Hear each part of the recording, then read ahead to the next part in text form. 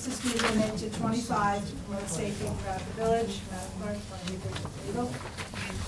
The legal was inserted in the paper. Do I need to read the entire legal? You have it there? Okay. It's the whole law, the copy of the law is provided with the package. Just stating that this was as the mayor stated, it's a law to reduce the speed limit to 25 miles an hour. The village speed limit is 30 miles per hour right now. And there are some signs that say 20. I think that those signs are probably incorrect. The authority of this, to pass this law is granted by Section 10 of the Municipal Home Rule Law, giving the municipality and the village the right to pass laws. This is a health and safety measure. The board believes that this is going to promote health and safety by slowing vehicles down. Obviously, enforcement's a big deal. I had submitted this law to the Nassau County Planning Board, and they very actively, in a very expedited way, reviewed it and indicated that we could pass it. And I recommend it for its passing. Thank you. We have Adrian Altman here this evening, and I just want to thank you on behalf of the community for spearheading this speed limit campaign. And I also want to recognize our POP officer, Daniel Lehman. Thank you. Who's here this evening. So, Adrian.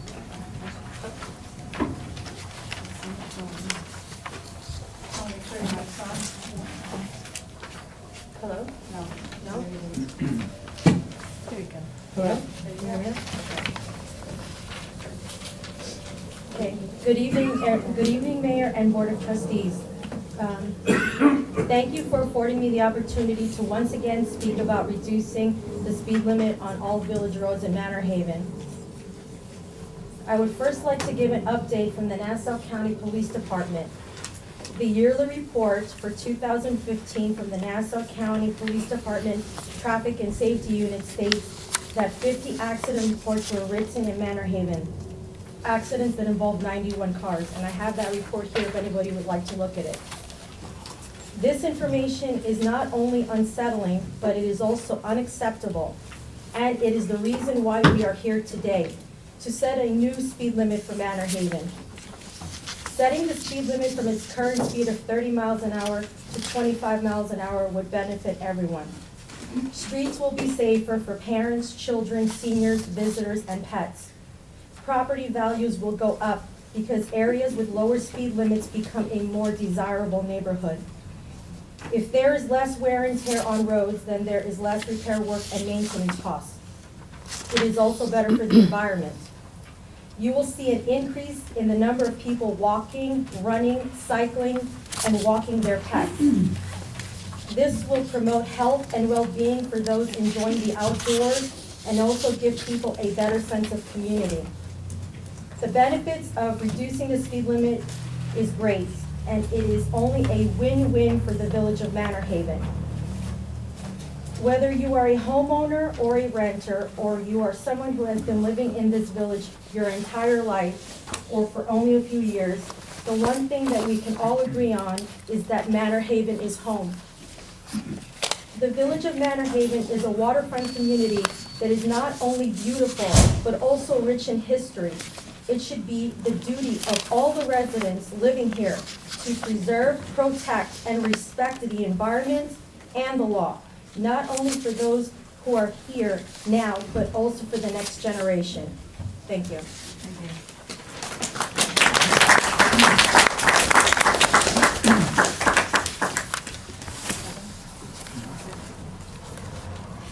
This time, does the public have any comments? Yes. Steele?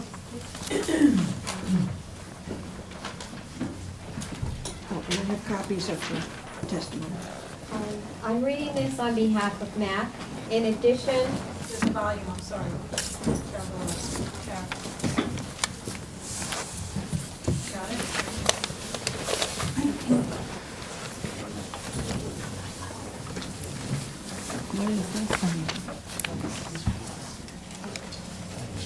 I'm reading this on behalf of the Manorhaven Action Committee, and it's also on behalf of the residents. for the safety of our school children, pedestrian, and dog walkers. We wish to express support for the proposal submitted by Adrian Altman to reduce the speed in the village to 25 miles per hour. To accomplish this goal, we further suggest increased traffic enforcement by the police enforcement units, the POP officers, and acquisition and repair of such equipment as speed cameras and electric monitoring signs, especially the type of equipment which can also collect data to ascertain the time of day and location of the biggest violations. The hiring of a part-time village code enforcement officer as well as a parking enforcement aide. The increasing of fines for repeated violations. The tracking of offenders through village justice court records. The collecting of data on the number and type of speeding violations to make further corrections. Installing, now this was one other thing that Mac had brought up, the installing of an additional 4-way stop sign throughout the village, but in particular at Cambridge Avenue and Cottonwood Road, which has become a speedway for commuters avoiding Manorhaven Boulevard. There is a school bus stop at this location, as well as other streets on Cambridge Avenue where children could be in harm's way. With many erratic drivers along Cambridge Avenue, we feel that this would be a real necessity, the 4-way stop sign. The cost for these signs, as you know, would be insignificant compared to the safety and well-being of our children. An additional suggestion that the Manorhaven Action Committee has made is to educate the public in a variety of ways, including not only street signage, but electric marquee signs, village newsletters, and our website as well. This has been respectfully submitted by the Manorhaven Action Committee. Thank you. Thank you very much. Any other members of the public wish to comment? Mr. Menard, please comment.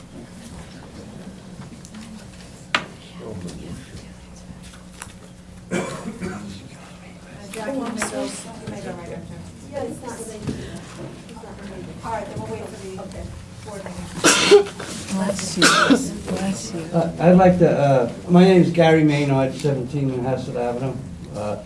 But I'd like to thank Adrian for going forward with this speed limit, because I do a lot of walking. And I walk through a lot of neighborhoods. I walk Fort North, Sands Point, Manorhaven. It doesn't, I just enjoy walking. And she went out all on her own to try to reduce the speed. And people are blowing by you at 50 miles an hour while you're walking now. It's really ridiculous. It's a shame that the recklessness from people driving is really starting to hamper people. But what I like to say is that she took the lead on this, and I was glad to see that, because somebody's going to eventually get hurt, and then we'll say, oh yeah, we got to do something. So I'm glad that she she was the lead agent to start this, and I hope it goes forward, and that's all I can say, but thanks again.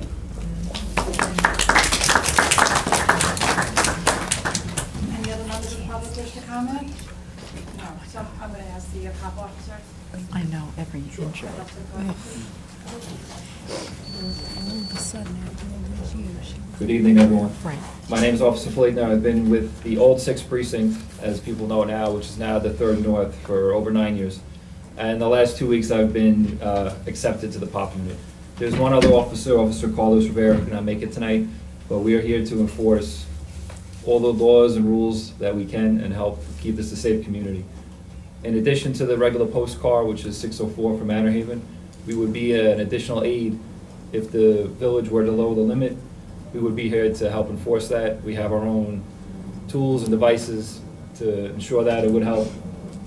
In addition, we're here for quality of life issues as well. If there's problems in the park or problems with kids or youth or trespassing, we're going to work very well with the civic groups, with MAC, with the mayor, and everyone else in between. So we're looking forward to rebuilding those relationships that were there. If you didn't know, the POP unit was closed for almost 3 years due to budget cuts. So now that we're back up and running, we're a little behind the 8 ball as far as people say to catch up again, but we're getting out there and we're meeting everybody. And once again, we're just looking forward to a good relationship with all the community ties. You have some questions? Just for the direct cop a officer? question? Sure, absolutely. Can you The give two your name? officers, Ken Kraft, 30 Kenwood. The 2 officers that are presently assigned. Correct. Is that just to the 6th, or you're covering the 3rd and 6th? It's the old 6. There are 2 in the south and 2 in the north. So Okay. the old 3rd and the old 6. Okay. My name is Robert O'Brien, I live at 17 Pequot. Would it be possible for you guys to look at other communities, and if we decide to go ahead with this reduction in the speed limit, to give us some of the tips, what to avoid, what works, what has worked in other areas, you know, either about signage or rolling it out, or, you know, you know, other people have done this before. Yeah, no, Pass on the information. not a problem. I'd have to refer that to my administrator Yeah, per sure. se, but yeah, we can work that up the chain and see what happens. Absolutely. State your name. Glory Vlahos, 36 Hickory. My question, are you working 12-hour shifts? Are you having both shifts covering? We have 10-hour shifts, Okay. and they rotate to what's needed. So I'm here later tonight for the meeting. If there's a condition on the post that happens later at night, then we'll shift that 10 hours, we'll come in a little later in the day, so we're here for that condition. So you're covering all the 6, the old 6? Correct. All of it. So are you here to ticket at night? If Are you here to necessary. do that? The code enforcing, because there's nobody here from... Absolutely, we have all functions and police powers as any other patrol cop, so if there's a need for it and it needs to be addressed, then we're here. Well, there isn't anybody here from 7 inch store, and nothing's being ticketed. Is that the code enforcement? Well, I have to say, they have been, 604 has been ticketed. I mean, I've seen a lot of, Issuing not parking tickets. your responsibility, but there's a lot of violations going on with blocking driveways. And I leave very early in the morning, and I've never seen a ticket on the car in that hour. So that might be something you could bring back. Something we can look into. Thank you. All right, thank you. Michelle? Hi, Michelle Roper, 13 Linwood South. Officer, I was wondering about our nature preserve, and if anyone ever, we have heard and we can see remnants of people drinking and living too. I've heard that drug deals go down in there, but I don't really know exactly, I don't know much about that. I've just heard that, and I was wondering if that could be covered through you guys. With the geographic area? Yeah, Yeah, it's- and, you know, I maybe even a plain clothes person. We have the option to do plainclothes, so that is an option for us as well. Yeah, it's been a concern. I mean, most people won't go in there at night because we're frightened. Is that park locked at night? Is there a gate? No. No, okay. Just one question. Is Robert Brown still in the POP unit? Robert Brown is working in the police academy now. Oh, okay. Have you gotten an opportunity to tour the park during the day with the village employees? I will make that a priority next week. I'll be happy to take you. It wouldn't be a bad idea to let 604 tour it with them too. I've Okay, already, 'cause I've that's already their done the job. tour with Inspector Barry. Okay, but these guys Right. have done a great job. They were brought in while I was still there. They were brought in, they do a good job. Unfortunately, some of the other corporals seem to slack down because they get stuck doing all the work. And if you guys post 604 or 611 in Glen Head or wherever, the cops are supposed to be doing the job too. These guys have always done the extra bit, okay? I just want to make sure our regular post car, that's their job too. They'll do a good job for you. Any other comments? No further questions? Thank you. Thank you. All right.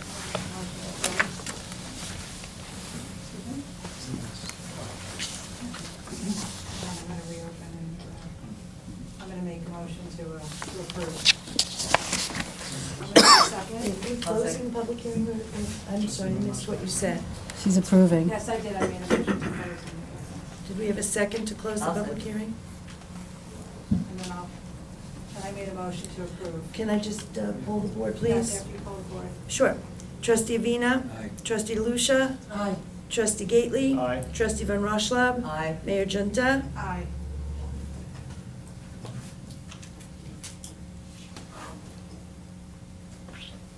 Now you made I a, did make a motion. I'm to sorry, and who seconded? Priscilla. Priscilla. Okay. Trustee Avina? Aye. Trustee Lucia? Aye. Trustee Gately? Aye. Trustee Van Rushlov? Aye. Mayor Junta? Aye. Thank you again, Adrian.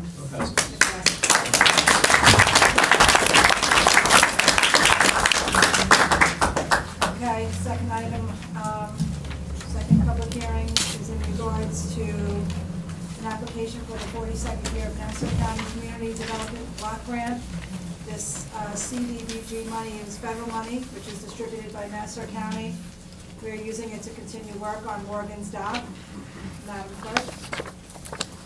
This is something that every year when we want to continue to apply to get money for our block grant, and as the mayor said, this would be for Morgan's Dock, we need to do a resolution and send that passed resolution to the county showing that the community is behind us. So we're hoping that the board passes this evening.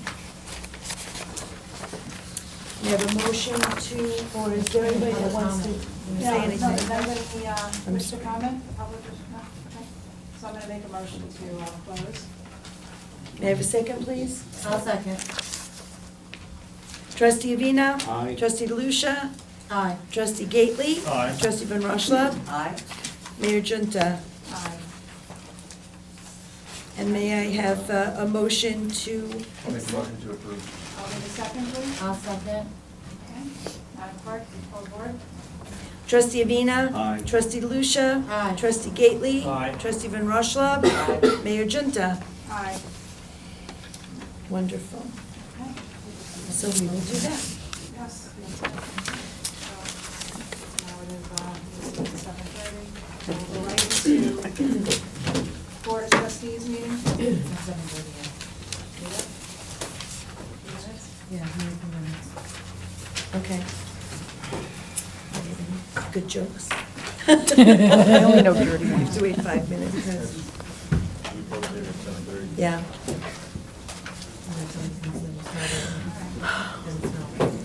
You know, I feel like, We'll take a 5-minute recess. Oh, you're.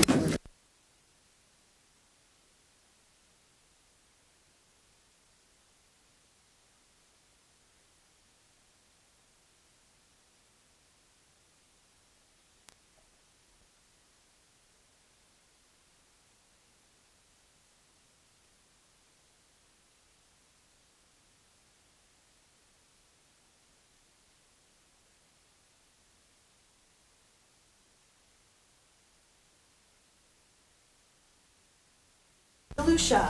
Here. Trustee Gately? Here? Trustee Van Rushlov? Here. Mayor Junta? Here. Seeing as nobody has left, we still have a quorum. We'll take a moment and review the minutes for the last one.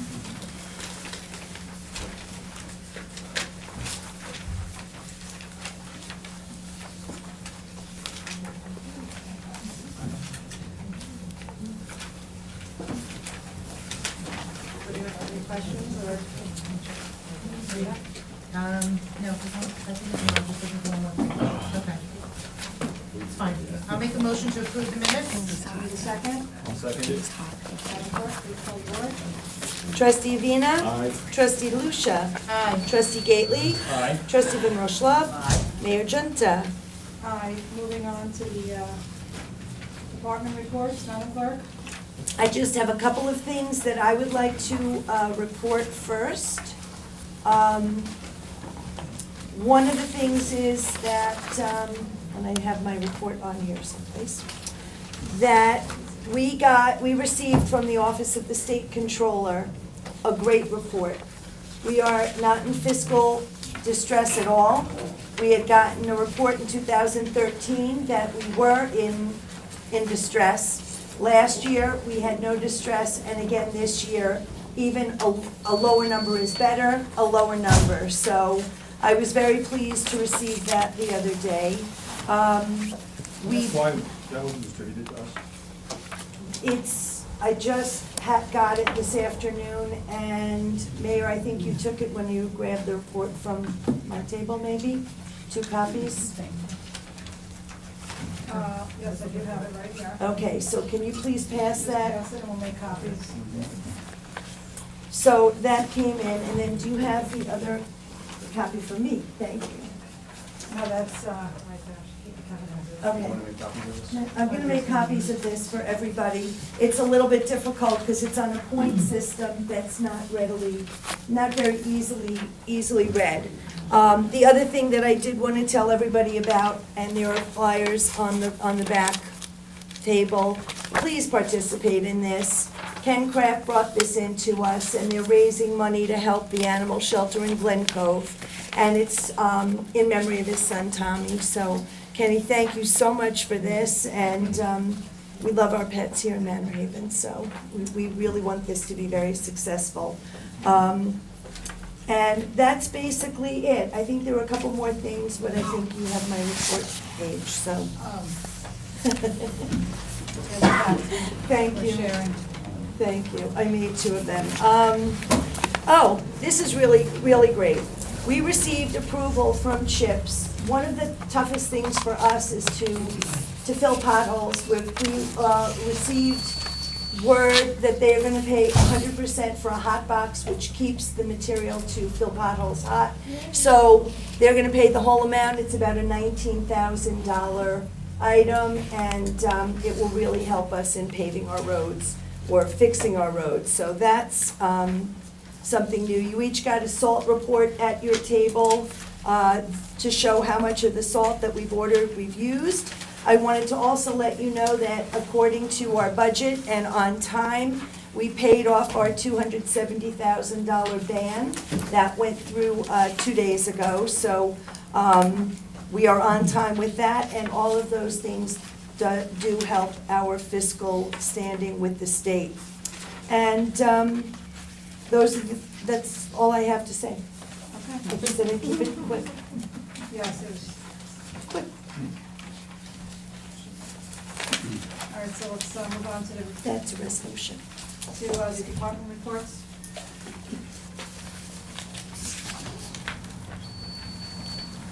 If you would, just take a look first at the Village Justice Court.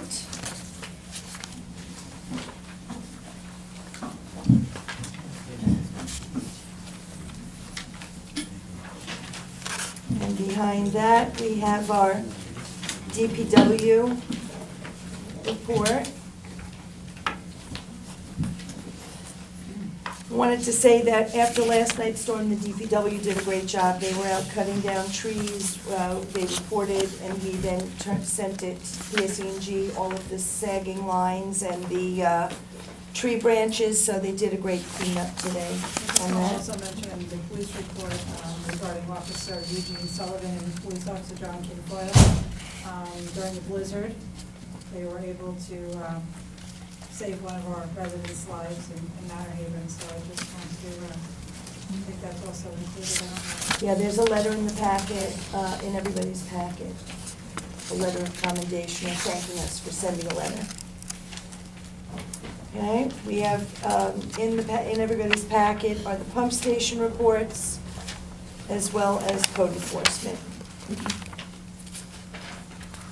Behind that is the letter of compliment that the mayor wrote on behalf of the board, thanking the two officers. It was actually the Friday right before the blizzard, And I so. think it really made a difference if there were two officers in the car, because, Made a huge difference, and that would not be allowed. right. Right.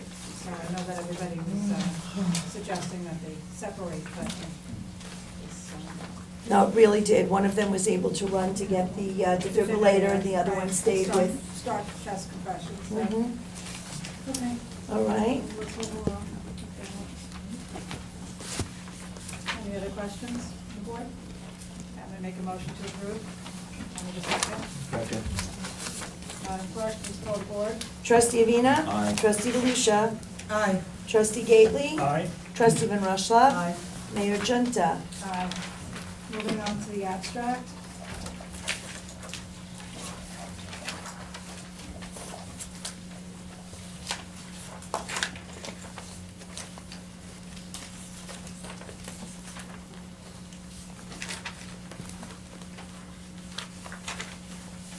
I may have a question on, one of the line items is Fort MJ plumbing and heating for $31,500, and then there's another Fort plumbing bill for $30,000. Are you on page 2? I'm sorry. Yeah, page 1 was the first one. Says, line item, I'm sorry, the date is 2/25, so it's page 2. Okay. 2/25, sorry. And that was for 3150, and then the other one Where does he see 3150? Oh, 3,000. There's two bills. Well, there were two different I'm sorry, and incidents. yeah, the other one is for 7,400. Right. So it's There- $11,000.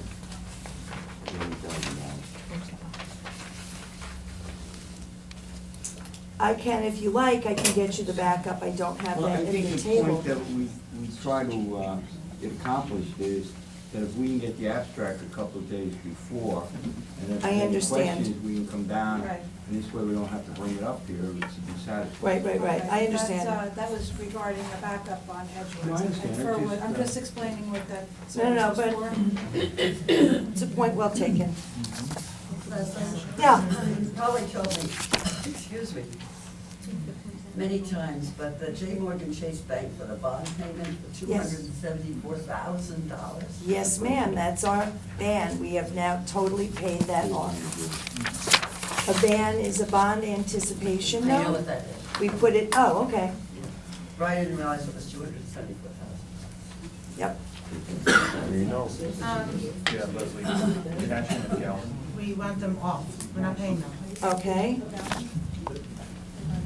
Oh, cash it, yeah. Cashin and Gallon.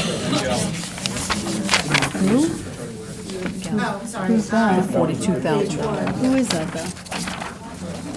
The company that was removing the soil in Morgan's Both of them. dock, Why, what happened? okay. because they were dumping soil and then removing it. Oh, that's dumb. How'd they get caught? It is a big Some we've had an resident executive noticed that session, they so were dumping I can't go into the things that we discuss in an executive session. However, Leslie, I'm going to ask you, based on an ongoing investigation, that those bills are held in abeyance until further notice. So that's Galvin Galvin Road. and Casson. And Cashin, I'd like that bill too. Until we, I'd like to see the itemized bill. All right, so let's just hold that until we go over everything. Okay.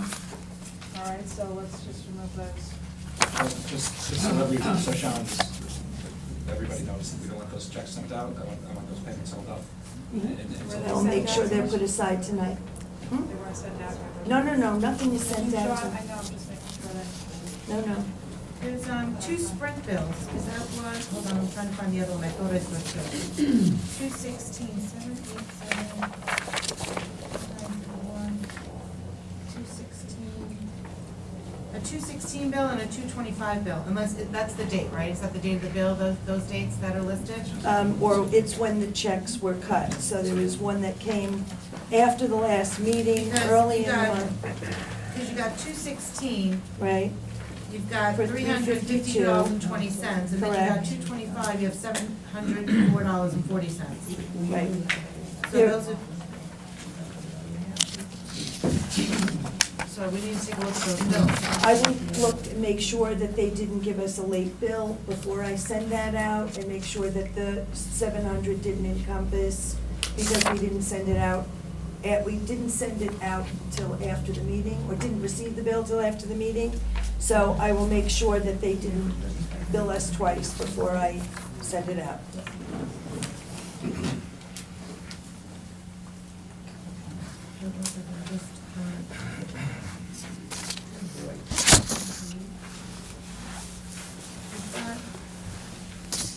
We've got two checks for Louis Garcia.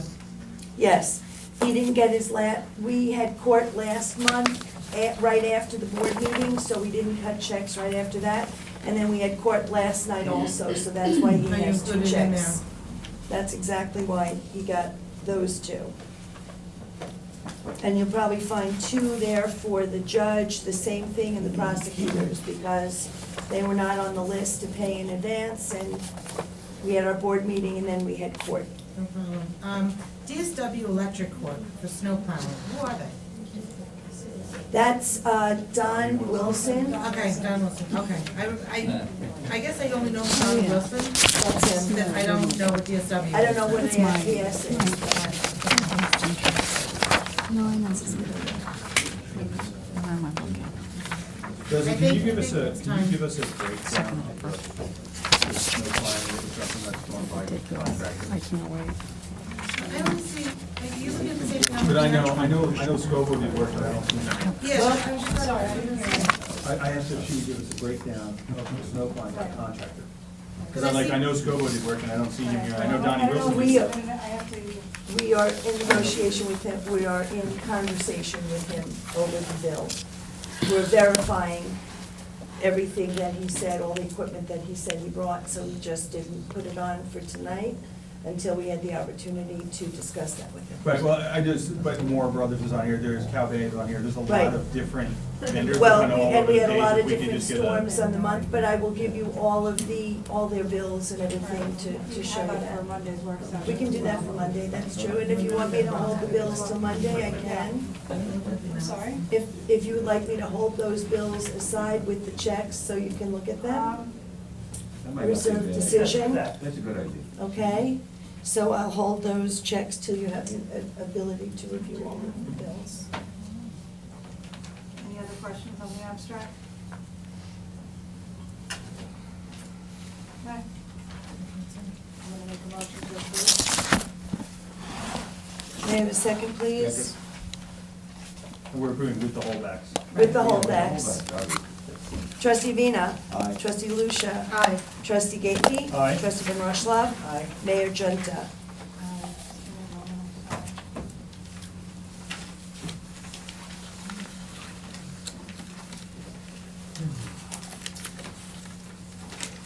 Move on to the resolution for the village to enter into an agreement with the EEOC for the settlement of LoSAP age discrimination claim. This is the second last step after agreeing to LoSAP's agreement. Mr. Tillman? Yes, this is basically the agreement we have with the EEOC. I need to find it here. Excuse me a moment.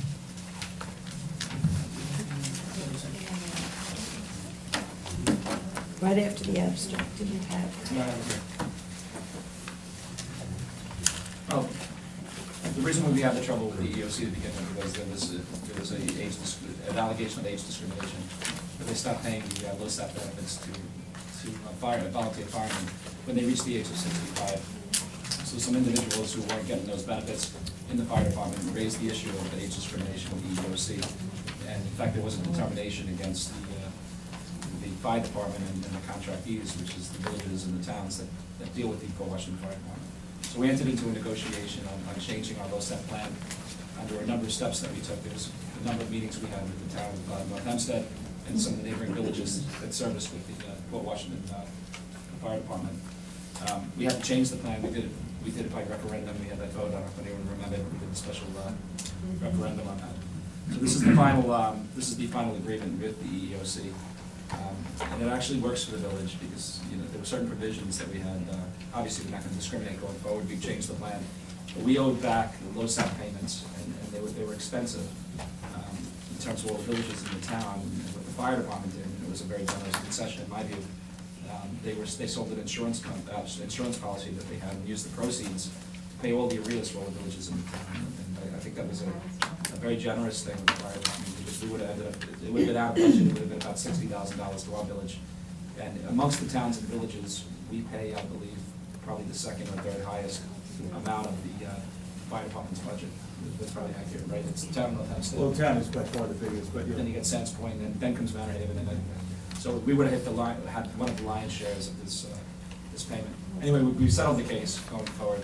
I don't think you're gonna see a dramatic increase in these LoSAP payments in the fire department budget. I think for the next few years, it's gonna be pretty stable. So this essentially ends the EEOC litigation, and that's it. Now, as part of this new LoSAP plan, the villages in the town are gonna be sponsoring the LoSAP plan. So we're gonna have a representative, and the mayor and the board's gonna have to choose a representative to represent Manorhaven. So we are now the sponsors of the plan, we have a say-so in it, and along with the other villages, and our voting power is with respect to the amount of money we pay in a percentage basis, pro rata basis rather, to the fire department budget. So we have a little bit more voting power in this village by reason of the size of the payments that we make. So I'm asking the board to agree to this final conciliation agreement. It eliminates the age discrimination. I believe it's in the best interest of the village. I believe it's in the best interest of the fire department and the volunteers that serve this community. And I would ask that this resolution be passed. I'll make the motion. A second? Trustee Avina? Aye. Trustee Volusia? Aye. Trustee Gately? Aye. Trustee Van Rosslav? Aye. Mayor Genta? Aye. Moving on to the resolution to enter into the intermunicipal agreement for the purpose of establishing a joint municipal sponsoring board for the length of service awards program. Okay, this is directly related. Basically what this does is it creates, under the general municipalities law, Agreement, yeah. it creates this joint sponsoring board, and that's the new board where we have a member from each village that's gonna represent us. The authority to pass this law is from the general municipalities law 216, A's and Apple 3. And basically it's that one individual from each community. It lays the groundwork for, excuse me, in the event that the fire department picks up a new village. They're not currently serving, so it creates the groundwork for that village to become part of this joint sponsoring board. It also creates the mechanism, if one village doesn't want to be part of this anymore, a mechanism for withdrawing out of this joint municipal agreement. There's one point that hasn't been resolved. I just want to make this very clear. With respect to Section 5 of this agreement, myself and some of the local villages think that there should be a better notice provision in there. If a village wants to leave, that we have notice, maybe it's at 2 years or 2 fiscal years, so that we can adjust our budgets accordingly. We're still negotiating that point, the notice provision. So I'm asking the board to approve this resolution and the intermunicipal agreement, subject to the completion of the negotiations with respect to the notice provision of Section 5. So in Section 5 is if a village wants to leave the arrangement with the Port Washington Fire Department, so that we're not holding the bag for any liability that may be created for any litigation, that there's a notice period, whether it's a year or 2 years, so that during that notice period, they're part of the intermunicipal agreement. They have liability with respect to, even with this EEOC claim, we're all taking a pro rata share. If something happens along those lines, you know, a lawsuit, that everybody's held responsible, at least within the notice period. So we want to amend the agreement, we want to tweak it a little bit, and we just want to leave open that possibility. I spoke to Jeff Lakoff today, and we were discussing some of the different clauses that we could put in there. So I'm asking for this to be approved in part and parcel with the conciliation agreement. It also lays out, this agreement also lays out and references the point structure that the fire department uses to obtain LoSAP benefits. And it's an addendum to the contract. More or less, it's how the fire department earned, it's 50 points a year, right, Ken? Yep. They earn 50 LoSAP points a year. You know, they attend, for just by way of an example, if the fireman attends a training class, they're able to get 1 point towards their LoSAP benefits. The number of calls that they make each year, they get additional points. So there's a whole point structure that's part of the And the point structure for calls is based on a percentage of the overall departmental response. Correct. So how many you get is based on what percentage of the total number of calls the fire department went on did you actually go on? And what also makes it different is that the department used to look at EMS and fire calls separately. And if you were an EMS person, you could get EMS points but not fire points and vice versa. And that's now changed where, because we have a lot of people who do both, myself included. So it's a way to ensure that you can, you know, we don't have a shortage in one area because people are working their points rather than, you know, responding to calls. If you look at the schedule of points, it creates a very generous way that volunteer firemen, through various mechanisms, attending classes, going to training, actually providing training to fellow firemen. It's a very generous way of letting the volunteers be able to obtain these points by getting additional training, by doing the volunteer work. So the system seems very fair and part and parcel of this agreement, so I would ask that the board pass this. Who's our representative, the mayor? We don't have one. It is not the mayor. Okay, no, I'm just looking because nobody, it looks like nobody chose one, except for, hold on, he's going back here. I thought I saw somebody's name. Oh, Village of Sands Point, they put the mayor in. Well, see, the joint sponsoring board is just being created now. So after we create this board, we're gonna have to have a meeting on who is the best qualified. I mean, obviously it's gotta be somebody who knows a little bit about emergency services and things like that. You'd want something up close to the transaction. Okay. So I'd ask that the board pass this resolution to to allow the mayor to sign this contract, And all the subject other- to my final negotiations on it. Right, did any other villages accept this yet? Are we the first? I believe that they're imminently doing it.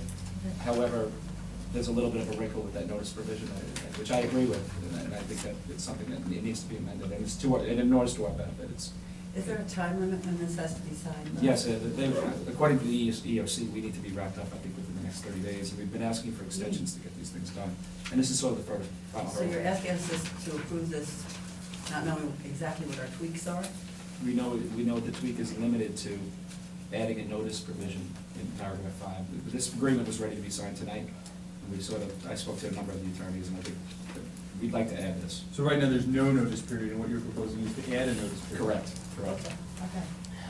I know you just have a quick question, Mr. O'Brien. Yeah, Go right ahead. one quick one. Who does this board report to? What government agency regulates the board? It's a proposed board. The LoSAP board, you mean? Yes. The new joint. Well, the fire department used to manage the LoSAP program themselves. I understand it. Right, and there was no government direct involvement. This creates direct Yeah, government but involvement. this also creates a board that has taxing authority back to us. So there should be some oversight part of the government that oversights the board, that's all. Well, you're saying taxing authority, but I. You guys can make an agreement to give, let's say, 25% increase to each point. That's not actually. No, there are state guidelines that have to be followed. I understand. The state controller's office But the regulates. board will vote on that, and then that will come back to perhaps a change in money that we would have to pay. We can't- All I'm saying is, what government agency has oversight over that point? So I'm just asking the question. I want to back up for a second. In terms of changing LoSAP rates and changing the master agreement, that has to be done by public referendum. They don't have the authority to do that. When we changed the LoSAP plan to address the discrimination issue, we had to have a vote in the community. We had to have a vote. So the LoSAP payments are not going to change. The board is just, they're the sponsor for the program. There's no increasing taxes or anything like that. The fire department budget is the fire department budget. The LoSAP portion of that budget is the LoSAP portion of that budget. But the board does get an opportunity to pick some of the accountants and some of the professionals involved and oversee the process that's being administrated. The fire department has many agencies that overview the procedures and processes and stuff like that. I'm just asking, what government agency oversees the board? That's all. There should be some. Is it the state attorney general? I assume for the purposes of the state attorney general. You asked the lawyer, not me. I don't actually speak for the fire department, so I can't. Yeah, I mean, I'm a member. I know the rules because I had to go and sit in the Like class. Board of Health governs and stuff that could be done on the trucks and stuff like that, and other safety issues come Right. out with other parts of government. I'm just saying. You're a passion here at State for Somebody Safety, has to OSHA, oversight as well. Department of Health. Excuse me, I would imagine that the state controller's office would have concern and some sort of control, because they look at all our pensions, and the fire department volunteers are eligible at a certain point. I know So the that the controllers state have to have. controllers, Yeah. I think you're right. I Yeah. think you're right. I can't say, it's not They my oversee all the area of expertise, pensions, but Kevin. the reason Yeah. I believe you're right is because when we sat as a fire department and learned about this, and they brought in the department's attorneys to explain it to us, and the administrator firm that was hired, right? So this board is really, there's an administration firm, an insurance company that's running the program. And the main difference from the way I see it is that instead of them reporting to the fire department, they report to this board, right? But the point that the insurance company kept making is that any time, any of the questions that we were asking that might involve a change in the way, say, points were allocated, they said they had to submit to the state controller. Okay. Okay? So- This was caused because of a compliance issue. I'm just asking, is the board Right, but you have to aware- understand, I wanna give is you the board nature of the aware compliance issue. Of who the compliance officer of this board should be aware of, that's all. But I want to be clear about the compliance issue. Yeah, right, yeah. When the LoSAP program for the Port Washington Fire Department was created, it was like the third in the entire state. Right. It was a novel idea. Yeah. At the time, the assumption was that people were stopping working at 65 years of age. And there were not a lot of people who were actively participating in firefighting activities beyond 65 years of age. I don't think there was anybody in the port It's- firefighting. that's changed. right? That's And that's changed, and this came about because there were two individuals who were members of the fire department who ride the ambulance all the time. Sure. And they're in their 60s and their 70s, and they're still responding to calls, but they stopped earning points at 65. Thank God it's changed. Right, so- Otherwise, we'd have a shortage of. It wasn't emergency people. a like a deliberate attempt to circumvent something. The law hadn't been really Yeah, it's written. fuzzy, it's fuzzy, and I'm just saying, somebody should be aware on the board that there is some sort of compliance process so that this doesn't happen going forward, that's all I'm asking. Well, Just be aware. they're hiring an administrator to run it. Good, okay, Nobody's good. expecting, I don't So think. that administrator can touch base with whoever this gentleman said, or the New York State Attorney General, whatever, yeah, just be aware of it, that's all. I'm glad we're doing it, I'm glad we're catching up. We ought to include an apology to the people that we screwed, and well, maybe in better words than I just said, but we should. They got made whole. Yeah, they got made whole. They got made whole. They did good work. Yeah, they still do, yeah, and they got made whole, so. Good. Thank you, Mr. O'Brien. Any other questions from the board? So, I'll make a motion to approve. I need a second, please. Second. Avina? Trustee Avina? Yes. Trustee Lucia? Aye. Trustee Gately? Aye. Trustee Van Rosslav? Aye. Mayor Junta? Aye, that was Avina that seconded that. I got it. Okay. But he's the first one I We're gonna called. move on to a resolution to accept a court settlement agreement between Peter Dujana and Sagamore Properties. We are almost ready to finalize the settlement for the illegal trailers. We're getting close. No, this is a matter pending in our village court, so it's a matter of the village of Manorhaven versus Peter Dujana, village of Manorhaven versus Sagamore Properties, regarding a number of trailers that we believe are in violation of our code. The village obtained two default judgments, I don't know if you read about it, but there were two default judgments obtained a year ago in the sum of approximately $69,500, and those judgments were filed with the court. It had not been paid. We began issuing tickets again on these trailers. There's a total of 3. Now, the issue became whether we keep these cases on the docket or try to resolve the issues. So, I took the case on as the village attorney. I did not leave it with our village prosecutors, and as the village attorney, I can enforce matters of our code. So I tried to come up with a resolution that was fair, both to the village and to Peter Dujana and his companies. So what we constructed was a settlement. Now, the settlement was that Peter Dujana would pay the village $75,000, which they have paid, and we're holding in escrow right now, pending the acceptance of this agreement.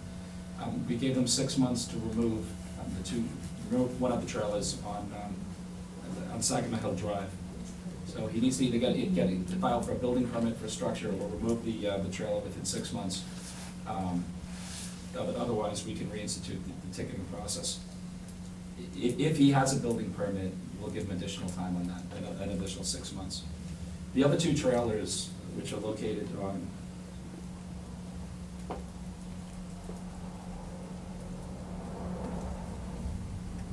I'm trying to get the block name, just like.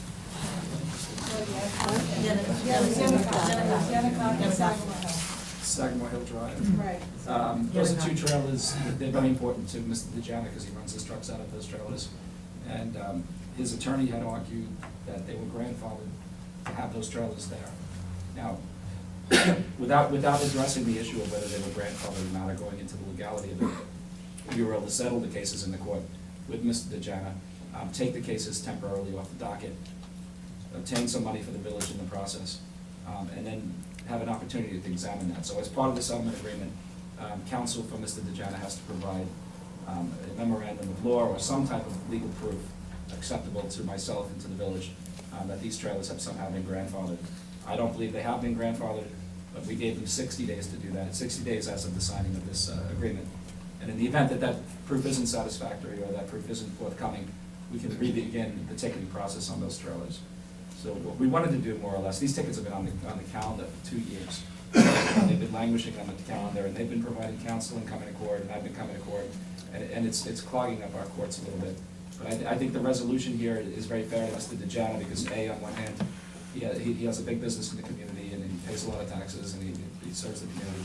But it gives him an opportunity to justify the 2 trailers that he gives the grandfather, and I'm willing to listen to the legal arguments, and I'm willing to look at the proof.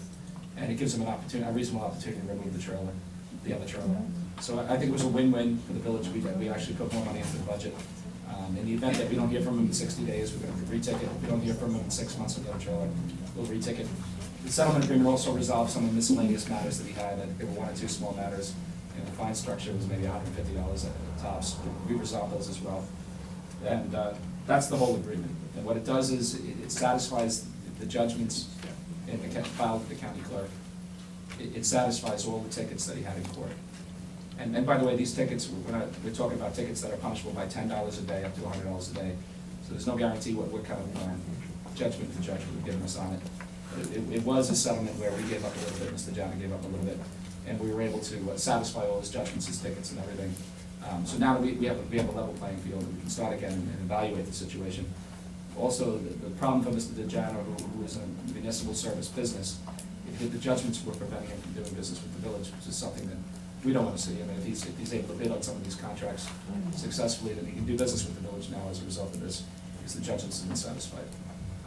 He'll have to bid along with everybody else, subject to all the bidding requirements. But I think it was a win-win, and normally I wouldn't ask for board approval. However, normally I would step on into the courts and prosecute on behalf of the village. So I think that in this instance, I would like the board to approve this as something that I think is in the best interest of the village.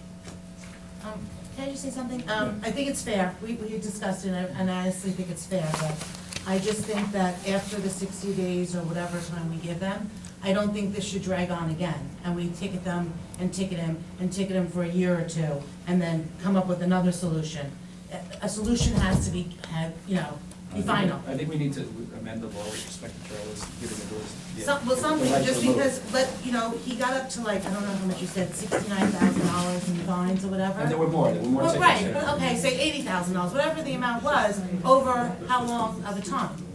It was long. I mean, Exactly, so we just kept ticketing him, he just kept holding on to them, and we went to court, and so I think that. It may be the course of 2 years. Look, And like I said, the agreement is fair now, because we're getting it out of the court system, like you said, it's tying everybody up over there. But like I said, after we're giving him the 60 days, I don't wanna see, after 60 days, we start ticketing again for 2 years and we start all over again. Well, the It's tickets are gotta be- returnable to court, so I can come to Right. court and say, hey, this is an agreement, they're not keeping the letter of agreement. But, the fine structure, our code is so antiquated, we really gotta start reevaluating, the amount of fines on these things. The code was written over 15 years ago with respect to the trailers. I mean, the fine should be $300 a day, not 100, and maybe getting bigger for people who continually violate. I just wanna come to an agreement and But- settle it, I but don't look, want this to go on He's the business, again. he's the largest landowner in Manorhaven. I agree. He's got the largest business in Manorhaven. There's no reason why he shouldn't be able to do business with the village, and his judgments are preventing him from doing that. Okay, so, I'll make a motion. I'll need a second, please. Second. That was Priscilla? Yes. Trustee Alina? Aye. Trustee Lucia? Aye. Trustee Northside? Aye. Mayor Junta? Aye. Moving on to resolution 4, authorizing an upgrade to village payroll system. By law, the village must comply with the Affordable Care Act and report all employees who receive benefits are reported and the Madam Clerk? Yes, there's a new form that needs to go when you fill out your taxes. It's a 1095E. And in order to do that, they need to, it's like a patch to our system, to the payroll system. It's an upgrade. So this just came up, went into law in January. We were just told that we had to do this, and in order to produce those forms, we need to contract with it's the same company that does our payroll now, just allowing them to do the upgrade. How much? I have it right here, $1,600. I'm sorry, say that again? $1,600. Yep. That's insurance. That's the proof you have insurance. $1,650. I get it. It's a one-time upgrade? That's it. Yep.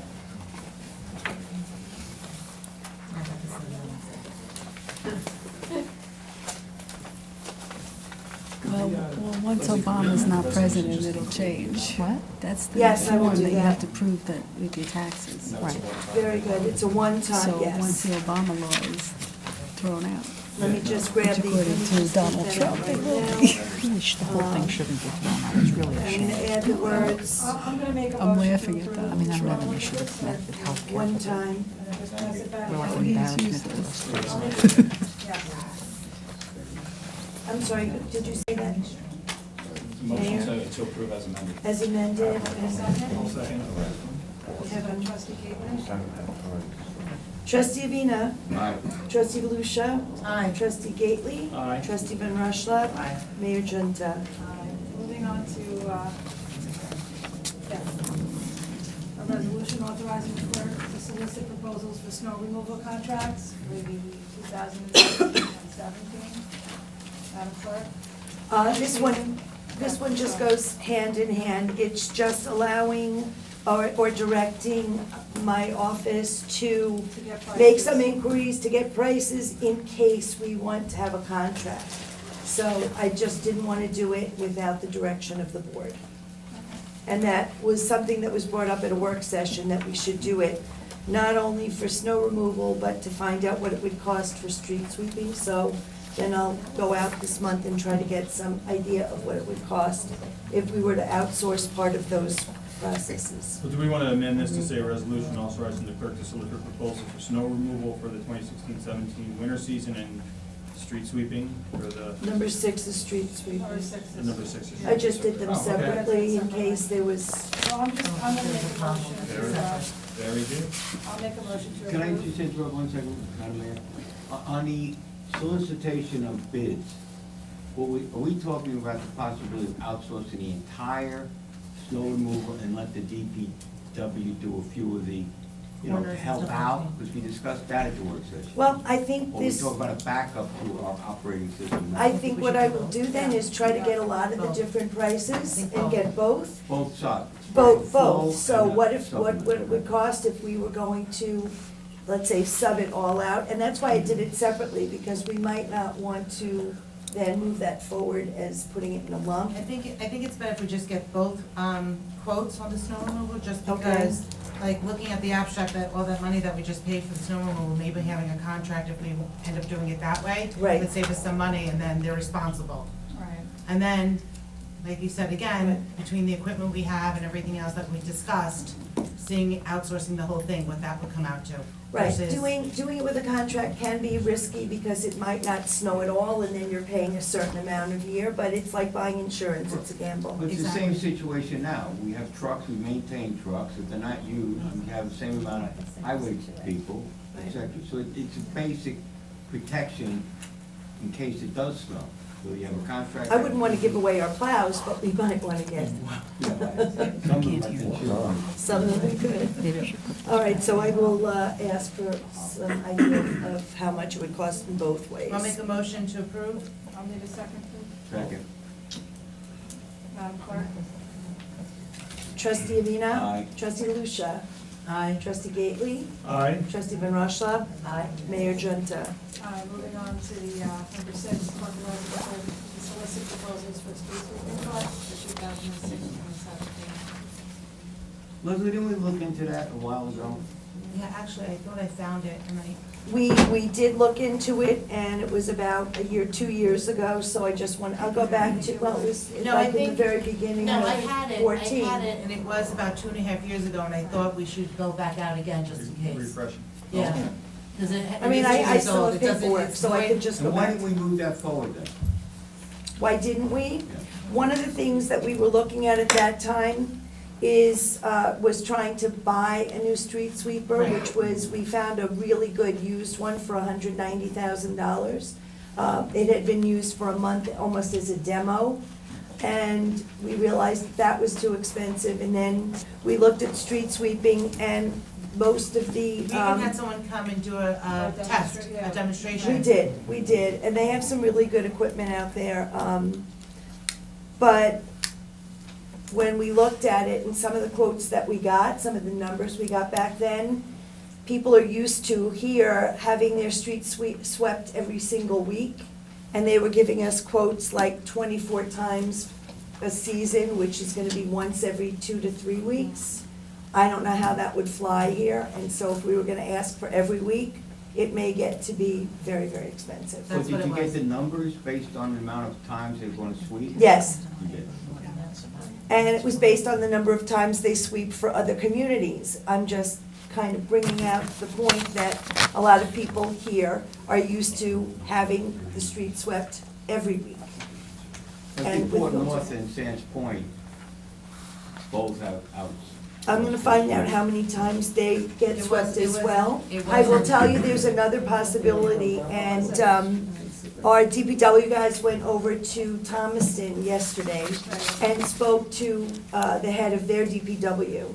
They keep buying, they'll buy a machine, keep it for a couple of years, sell it. It only depreciates by about $10,000. They buy a new machine, they do the same thing over again. So it's kind of an interesting way to look at equipment, instead of using it until it drops, selling it every couple of years and buying new, so you don't lose as much money. Well, it would be safe to say that the residents are not particularly pleased with the job being done in terms of sweeping the streets. Yes. What I do. I'm not gonna disagree with that, and I would But say that I think it's our equipment. our equipment, and that's We've what, known that, we've known that for a couple of years. All right, but let's just make it clear. it's also a budget issue, and with a 2% tax cap, it really limits what we can go out and buy. And even when you bond it, you still have to pay back a certain amount every month, or, over the period, so all these things have to be considered, and I'm gonna defer to Kevin and Jim. Mrs. Steele, you have a quick question regarding this resolution? No, I just remember when we did that, and what it was $186,000 to buy the machine, which was a used machine for 1 year, and it was $9,000 to lease it, if we did a leasing program. Per month, And per the- month, per month, right? Per month, and the lowest amount we found was for the year, $33,000. And they did do it once a week, but they would do a spring and fall cleanup as well. So, that was something that we actually thought that the $33,000 came out the cheapest because we had factored in other things as well, as far as the gas, the insurance, for our own machinery. So all that was a factor as well. So I just wanted to say, when we had done that spreadsheet, that was what it was. Thank you. Yeah. Any other questions from the board? I did it. Is this a Am I allowed to question? ask one quick question? Is this regarding this? Yeah, exactly, very quick. When are you gonna acquire these things? Because I think the thing about the snow is kind of time sensitive, because we don't want to get these prices by next November, because, I don't know if you heard it, Monday we're having a work session, so we're planning on discussing okay. it further. All right, I make a motion to approve. I'll need a second. I'll second. Who's second? I don't know. Is that you? I'll give Priscilla this one, I think, Kevin. Priscilla? All right, Go Madam share Clerk, it. please poll the board.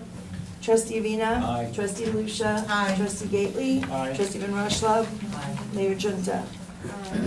Resolution number 7 is directing the clerk to solicit bids for the repair of Burwood Wall. The time has come to fix the wall, and we need to find out how much to expect. Madam Clerk, you want to read your copy? Yes, No, but we already had the engineer. Yeah, we already had the But engineer. this is what I'm distributing, so. This was the, Pass this down to. this I just This found. was done in October of 2013 by Dean B. So they did, I think, this investigation in Actually, here, you have a copy? 2013. I have my copy before I got here, so, It with wasn't your, completed, am I correct? I don't think they completed this. Completed the engineering report? Sharon? Just make it clean, so do the researching, pricing, and then kind of stuff. My only point was we really can't bid this until we know the specs on the project. The engineering principles behind it. I guess that's the prerequisite, getting the knowledge. So we'll table this. Do you want to discuss this on Monday Well, I night, think or it's not do also this, an or? engineering report. All right, so why don't we just table that until. You need a resolution. Why don't we- Well, why don't we talk about this? let's go ahead and move this.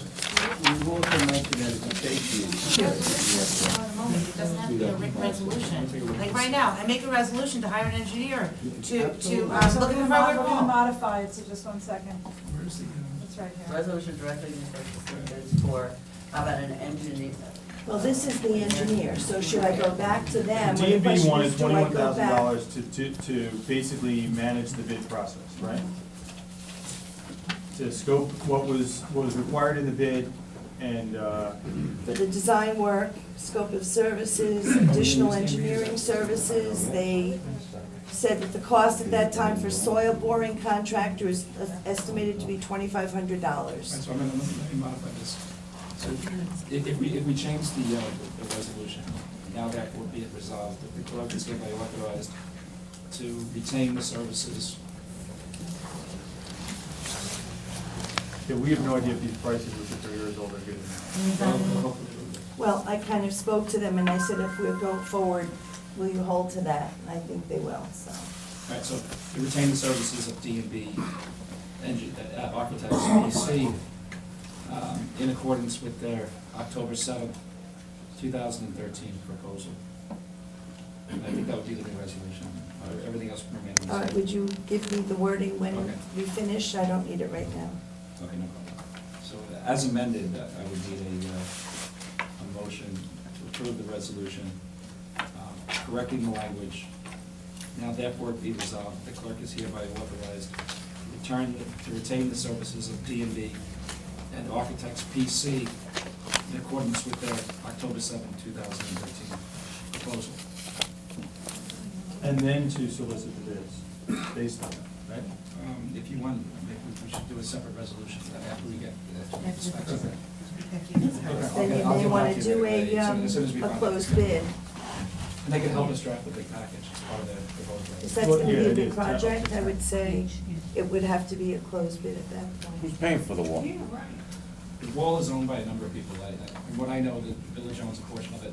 I think there's 3 two- owners, the village Two and owners. 2 private owners. So it should be Sorry, split remem- 3 ways. Oh, absolutely, because I'm familiar with that wall. It's falling apart. And it's- And it's there's also- a couple of different landowners. What's that? One second. Does the village have One an second, on-call Mr. Smith-Harmon, one second. I'm finished, go ahead. Does the Sure, village have yeah. an on-call consulting engineering firm? Was there one ever selected by the village? We have an engineer that we use as needed. The planning board uses an engineer. Board of Zoning Appeals, if they require one. What is the name of that firm? Steve B. D&B. It is DMV? Yes. The DMB has been, when we do our organizational meetings, the DMB has been our, Okay, that answers all questions. right, but because I guess everything was like a holdover, I don't know if it was ever voted on, but it's always been they have all our stuff, it's the sewer, everything. They have everything on us. They do, because they worked with the Port Washington Water Pollution Control District and did their work so that it benefited us because they know our system. Just in terms of on-call and having retainers, you're talking about an additional monthly bill, whether you need it or not, and it's across the taxpayers. Yeah, well, with the on-call, it's only when you absolutely need it, right? Right, well, that's exactly what we have, and that would be DMB. Thank you. Sure, I'll make the motion. Okay. Hold a second, please. I'll second as well. Madam Clerk? Is that motion to approve as amended? Yes. Yes. As Thank amended. you.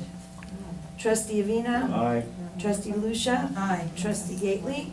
Aye. Trustee Van Rashla? Aye. Mayor Junta? Aye. Moving on to the resolution to enter into an agreement to prepare the annual MS4 stormwater report. Madam Clerk?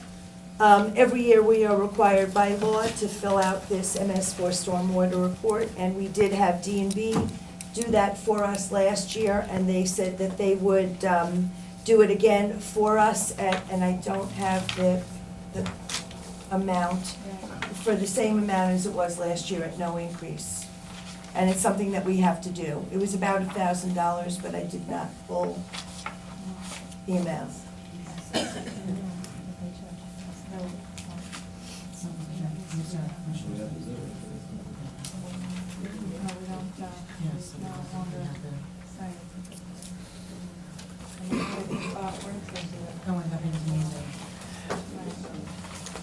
Well, that was his specialty, when you do Right, some- that's what he does. I'm gonna make a motion to approve. I second Madam Clerk? Trustee Avina. Aye. Trustee Lucia. Aye. Trustee Gately. Aye. Trustee Van Rashla. Aye. Mayor Junta. Aye. Moving on to the resolution to hire a conflict architect. We have Mr. Armasano now, who has 2 cases in front of the board, which were presented before he started working here, so he can't obviously review his own cases. So, Madam Clerk? That's exactly right, Mayor, that we had brought this up when we hired Mr. Anasano as a part-time building inspector, that he has done work in the village. He doesn't have any new cases in the village, but for the rest of the time that he does, we need an outside person to do that. I found somebody who has been a building inspector in another municipality for over 30 years, who is willing to do that, to oversee these two cases at a cost of $35 per hour, which is very reasonable. Who is it? Kerry Collins, it's in the resolution. We have a lawsuit pending against the Board of Zoning Appeals right now, and Mr. Amasano is the architect on that project.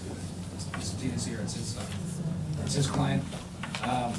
It gives Mr. Amasano the opportunity to amend his plans, which I think would end the litigation in this matter. By a slight alteration of the plan, I won't go into the facts of the litigation, but I think it would end the litigation. So I don't think this is giving Mr. Amasano a license because I'm opposed to him continuing to handle matters in the village as the working in the building department. But it allows him to complete the two matters that he started, that we knew about when we appointed him. And I think he needs to stop taking matters in the village. I think that's the only appropriate thing to do. I agree. Yeah, I'm wondering why we're not trying to just appoint Mr. Collins, one of our building inspectors, because we know we need more capacity in that area anyway. Because he's working full-time for another municipality. What municipality? Is it Williston? Williston Park. Will he moonlight? Well, that's what he's gonna be doing by doing this. He's gonna be, when needed, be able to, when he's not working for the village, he can come and inspect or testify or whatever he might need to do. Let's just let the residents be aware that we're trying to find a full-time one. Just, don't think we're just keep trying these part-time No. moonlighters. We ain't gotten one application so far. From somebody. What are we doing wrong? Not to I don't be able know. to attract the building. Oh my God. What are you doing wrong? All these hands went up. Everybody's hands went up. Okay, yes, and then Mr. Orr right after, really quickly. Correct me if I'm wrong, but I'm under the impression that building, whatever, it's the building inspector, superintendent, whatever we call him, has a 2-year contract? Is that correct? No, the board said that they would. We would. Yeah, we were all, Not considering. Because I have to tell you, I know what I went through just to build a garage in 8 months, which is no big deal. But the building superintendent here, I'm gonna get up in a little while and talk about code enforcement, everything goes back to that office. I find it hard to believe that we could have somebody that, he's probably the most important, or she, whoever it is the most important person, more important than you guys and all of us in here. They have to do all the stuff that all the complaints come in with. I would imagine that, in this day and age, maybe they could offer somebody, whether it's a 5-year contract, it shouldn't be tied in to how long Jim's in, or Mayor Junter, it should, I don't know what the parameters are, but it boggles my mind that this is the most important person, that person, because it's gonna take them a year just to figure out what we're doing here, because we don't even know sometimes. But I'm just saying, you guys, all of you together, we need to get this together. We need to advertise to somebody and offer them a good package. Because you can't have somebody come in for 2 years. They're just wasting their time. If it's somebody that's older and it's retired, has nothing else to do, they probably wouldn't care. But if it's anybody else that has children, college, I mean, you have to give them some sort of a package. Particularly in light of the fact that some of the objections have been that I come down, I take the job, they change mayors, and they fire. Yeah. I made a suggestion that we offer a contract, similar to the contract that we have with Ron, who does the rental registration. But it's been a real burden on the village. Since July 1st of 2015, we've had no building superintendent / code enforcer. Chief code enforcement. Chief code And enforcer. all the water runs downhill. We need to put a big we're not package doing a job together. in that We area. do, okay, sorry. Mr. Orr, go ahead. Basically what Ken said. Okay, You have thank you. to make them an offer, you can't refuse. I guess, you know, at our work session on Monday, if anyone's coming, I think that we should discuss that and maybe do We something can't like. talk at that. No, but you When gave I us the want to idea talk. already, but you gave us the Okay. idea already, so now we have to get Okay. it, on Okay. paper so we can put the resolution in. That's what I'm saying. Thank you. So basically, we should give them like a year probation and then like a 4 or 5 year contract is what you're kind of saying. Mm-hmm. Because you don't want to give them a 5-year contract right off the bat, what if we don't like them, we're stuck. So, but we're saying like a probation period, and then after that probation period, a certain amount of time. Well, you're gonna look, he has to have some sort of credentials. Of course. He can't be an ex-cop or a UPS truck driver, he has to be somebody that's involved, sorry. He has to be somebody that's involved with building and codes and stuff like that. Of course. That's a Okay. great one. Doesn't Ron have those credentials? Yes. Why don't we offer the job to him? Because he's smart. He's not interested, why don't you force him to do it? Because we need one. He works someplace else. No, he was the, He You works guys- other places All right, too. I'm gonna- he doesn't just work here. Comments, we're just gonna wait for Just public comment. public comment, thank you, public comment. So just hold on. So, we have this resolution out there, I'm gonna make a motion to approve. Second. I'll second it. We need to move along. Thank you. And it's a part-time. And it Trustee doesn't V. solve our problem, but it's a Band-Aid, and we need at least a Band-Aid, so. We're bleeding. Trustee Vina? Aye. Trustee Lucia? Aye. Trustee Gately? Aye. Trustee Van Rushlow? Mayor Junta? Aye. Resolution 10, establishing residency requirements for hiring election inspectors. In the event we can't find enough election inspectors for the village, this will allow us to hire inspectors anywhere in Nassau County. So Madam Clerk. I thought that's what we do. We do, but we've never memorialized it with a resolution, and so, having taken a class Because we get the recently- election inspector list. We get the list. We all kind of look at it, and we kind of say, who's been doing the most, of course, the same people we love. Exactly. That live in our village, because they know everybody, and it's so much easier when they walk in, they know, who they are. But then we always have some of them that don't show or don't want to do it anymore, and we always go outside. A lot of The them di- don't well, want to do it anymore. The difference also is now we have to use the electronic voting machines, the scanning machines, we can't use the levers anymore. Even for the village election? Even for village elections, they have taken them out of service, we are not allowed to use them anymore. So not only, Opt for those machines? we tried, but we can't.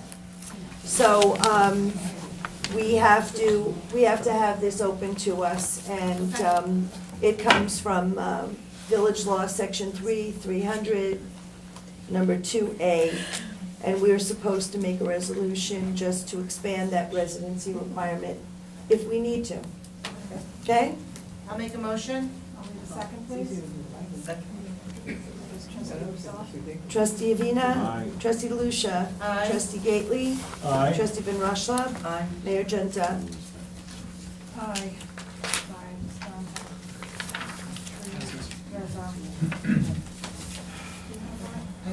Yep. I think it's a tree resolution. The Fort Jewish Center has asked to remove 3 huge cedar trees on the side of their building.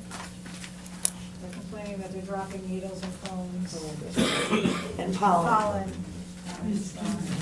Otherwise, their complaint. Report. The parishioners won't come because there's pollen on their cars. They're too big for this.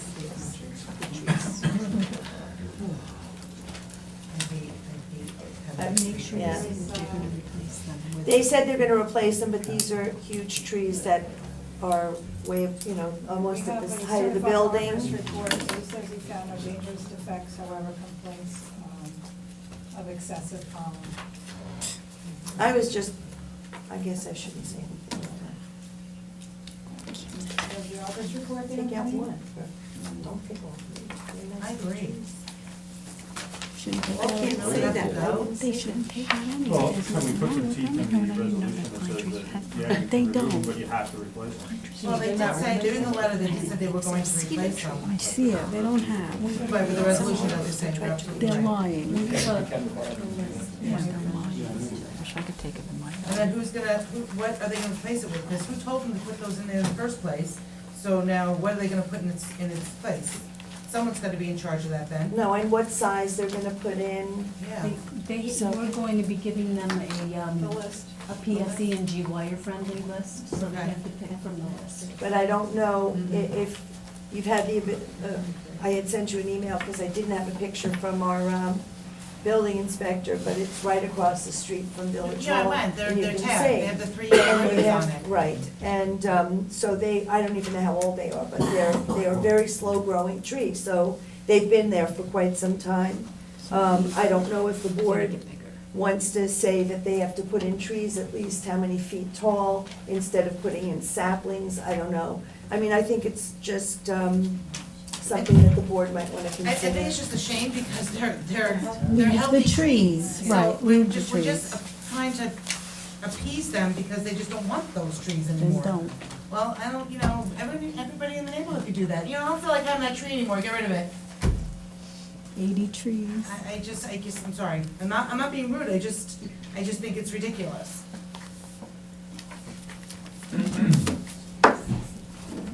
So, keep going, I'm just voicing my opinion. Say no. I'm 1 out of 5. Say no. Michelle Roper, 13 Linwood South. I think that's absolutely, I'd hate to hear if this is. Yeah, approved, say if they no. would Take those down. They shouldn't be. Because they don't want sap on the cars? Let's vote no, that's all. Yeah, exactly. No, I'm just saying, I'm voicing my And opinion. it I might, just want to we know can how I make a feel. motion, it might be 1 or 2 people over there. Well, no, if somebody wants to approve it, I'll Unless just you vote. make the motion in the affirmative. And then vote Right. no. Let's do all the motions in the affirmative. Can we say something? We researched this tree online, and it's not even at its biggest point yet. I mean, this is gonna get huge. They obviously didn't research before they picked this tree. It gets gigantic. But And once it's the called roots trimming. start going into it's more the roots. Once they start going into the parking lot, that's all gonna get lifted up. I think they made a mistake. If somebody wants to put the resolution on the table, go right ahead.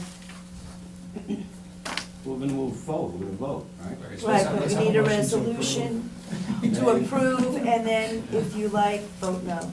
No. Or vote yes. Okay, wait a minute.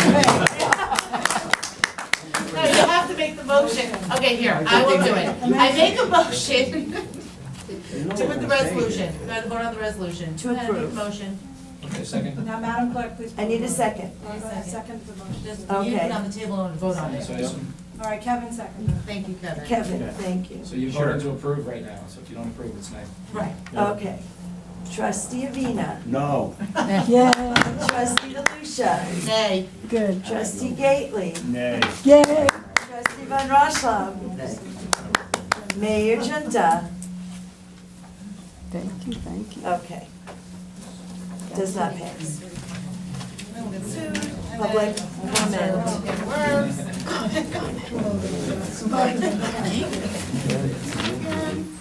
Public comment? Are we ready? All right, baby, I'm up. I would like to make a public comment. Can I please? You're not public, Jim. Thank you. I could have said at the beginning, I'll wait for the public comment. There's been a lot of talk and speculation about the amount of money that the Leventhal lawsuit cost the village. And there are 0 bills outstanding. And there's been 0 bills paid. So there's been a lot of talk about $100,000, et cetera. But there's nothing that's been put in the pipeline to be paid, and nothing has been paid. So that's where we are. Until I see a bill submitted by whomever, and we can look at it and discuss it. But right now, to date, there's not a bill pending, nor has a bill been paid. I just want to make a brief comment. There's a rumor going around unfairly that somehow I'm billing for my services on the village. It's not true. Well, I didn't say you spread it, Jim, but there are people that are spreading this rumor, because I heard it. I told everybody, I looked at you just like I'm looking at you now, and I told you that I would not bill the village You did. a dime for my services on the Manorhaven versus James Toner. Put a lot of time and effort into that case. I did consult with other attorneys. I did take money out of my pocket, but I will not receive a single dollar on that, nor will I ask for it. However, this case is appealed. If I'm forced to litigate this thing further, I'm gonna hire an attorney. He's gonna be $400 per hour, and I'm gonna bill the village on that, because I'm done with this case.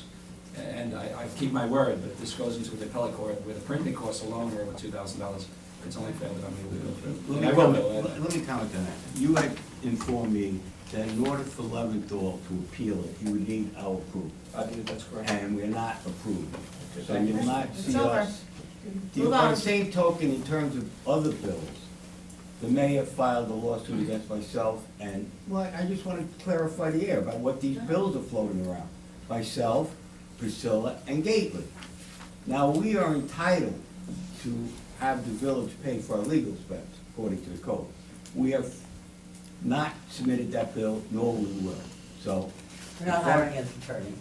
And that's the end of the Not story quite with these welcome to be bills. sued for it. So I don't know, Just, for $100,000, buying a new snow truck, et cetera, it comes from. Also, I'm not gonna contradict you. The case, there is an aspect of this case that is still pending. The Article 78, the Leventhal firm has answered that lawsuit. And then I believe the mayor's attorney is moving for a summary judgment on that, which is essentially the same as my motion to dismiss on my case, and I imagine we'll get the same ruling on it, it's the same judge and the same set of facts. However, the cases aren't going, so if Mr. Leventhal has magnanimously chosen not to build a village, that's great. However, you know. You should put that in writing. You should, Well, okay, and is there a third party paying his bills? I Is guess there that's going to be a the other bill? question. There I mean, will, if it there just- will not be a bill. Is he doing pro bono Any with somebody that's ability- paying? No, he's not. No, I've never had, I gotta say He did this, if submit there is a bills, third party but paying his bills, yes. because it's a benefit bestowed on the board, I think there's an obligation to disclose that, so that the tender doesn't think they're gonna get some advantage from this board, just to clear any appearance that there may be an impropriety there. Well, that's Who absolutely is true. paying? Nobody's paying him from, Leventhal's not getting paid, I'm telling you. I don't know, what do you want me to do? You want me to go before a judge and take an oath? No, and don't charge us for that either. Question? Yes, so let me Oh, I'm just, sorry, she's I'm been sorry. waiting patiently, thank you. And then So, I'll let her go ahead, Lisa. Hi, Let's move everyone. on. We miss Snow removal, guys. Come on. It was terrible. It was absolutely horrible. You all know why. I'm woken up every morning by a school bus that cannot get up my block. When cars are parked on both sides, it is impossible to get up the block. My road, I gave you all the widths of the road, and when two cars are parked on two sides, you cannot get a fire truck, an ambulance, a car, or a trailer up my block. I showed it to all of you. You all drove up. When we had this snowstorm, the police, you, Leslie, Dejana, and Moore Brothers, they all had to come up West Drive. They plowed in front of my house. They turned around in Thompson's and had to go back the wrong way because they couldn't get the front of Oldwood and the end of Oldwood.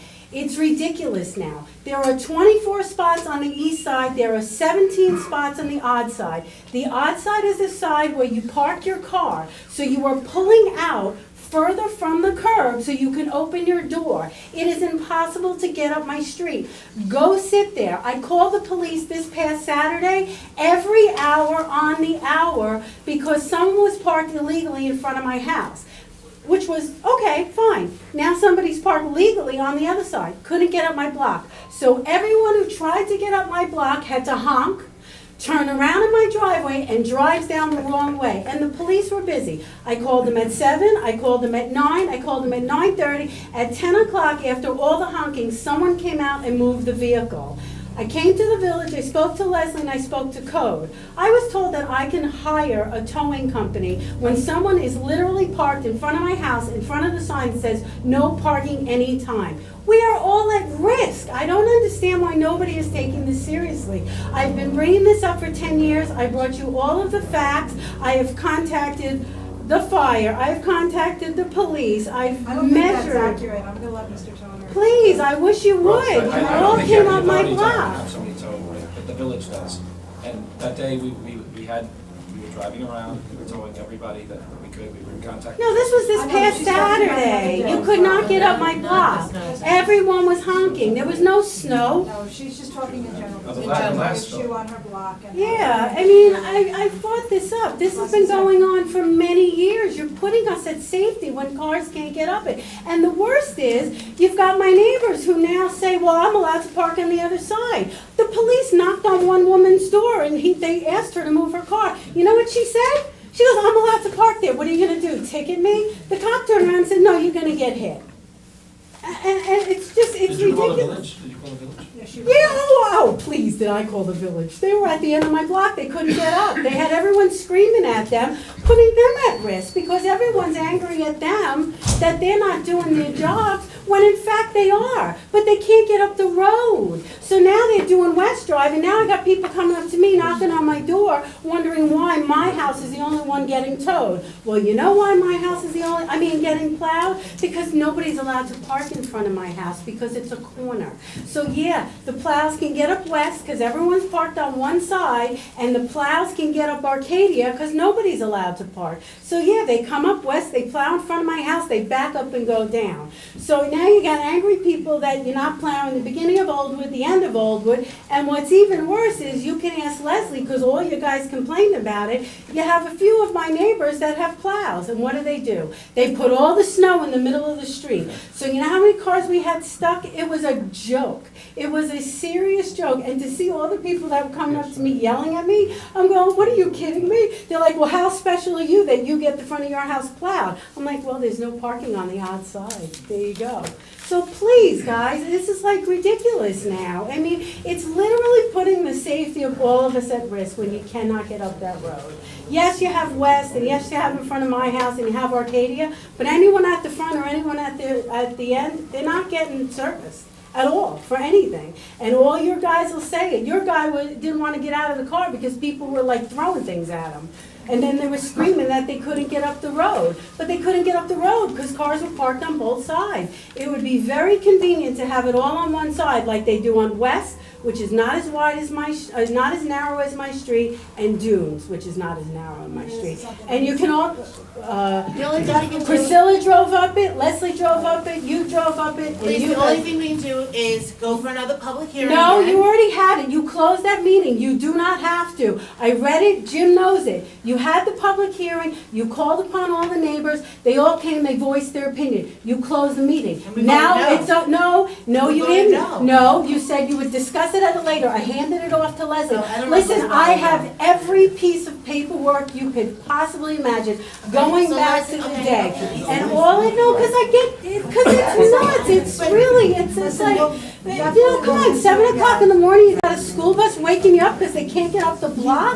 That's just, it doesn't, it's not right anymore. This has been going on for years, and you all know it. I've sent you pictures. I sent you pictures of the school bus in the middle of the street that couldn't get up. What'd they do? They let a bunch of kids off at the end of the block and made them walk home. Come on, that's not cool. I mean, seriously. Excuse me, but why aren't we just having it a one-sided? Because all my neighbors came in and didn't like were that. opposed to it. We They had a were public opposed to hearing. it, but the meeting was closed, and they don't have to have another meeting. All it now needs is a vote from all of you. You heard what the villagers had to say, and once again, I have every single piece of paperwork that I had from that meeting, all of the signed petitions, the whole bit. But those people don't realize when you park on both sides, once again, the odd side has like 7 less spots because there's 2 corners and there's no parking from here to corner, and you're on the side where your door opens. So now you're parking even closer to the middle of the road. It's just, it's common sense, okay? So what do you want exactly? It needs to be on She the wants to even revisit side it. only for Okay. the winter only, period.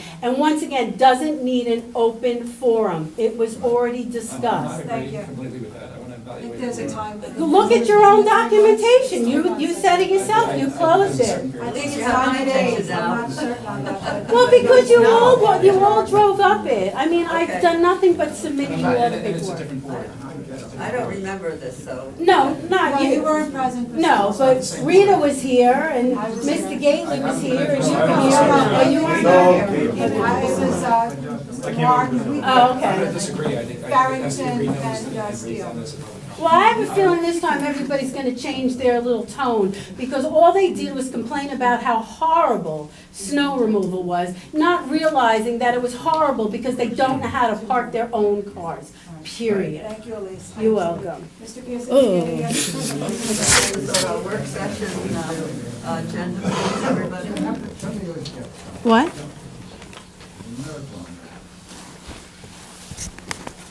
Honorable Mayor and members of the Board of Trustees, I'm appearing on behalf of my client, Heaven Realty LLC, which is a property owner at 12 Matinacock Avenue in Manorhaven. Back in 2013, the Board of Trustees requested that the Village of Manorhaven have an extensive zoning study prepared. And the study was prepared and finalized on January 2014. It was prepared by the firm an engineering, surveying, and landscaping architectural PCs. The Board of Trustees met on March 20th of 2014 to consider some of the recommendations proposed by within the zoning study. However, I'm mostly concerned with some of the recommendations with respect to the C1 zoning, which affects my particular client's property at 12 Matinacock. No final decision was ever made by the board with regard to some of the recommendations proposed by this zoning study. And in fact, if I may read from the minutes of May 20th, 2014, and I will be quoting Mayor Junta, stated that the Board of Trustees undertook a reasonable, independent zoning study to access the village needs. The study was presented and explained to our residents at a village meeting. The village will be benefiting with the revitalization effort.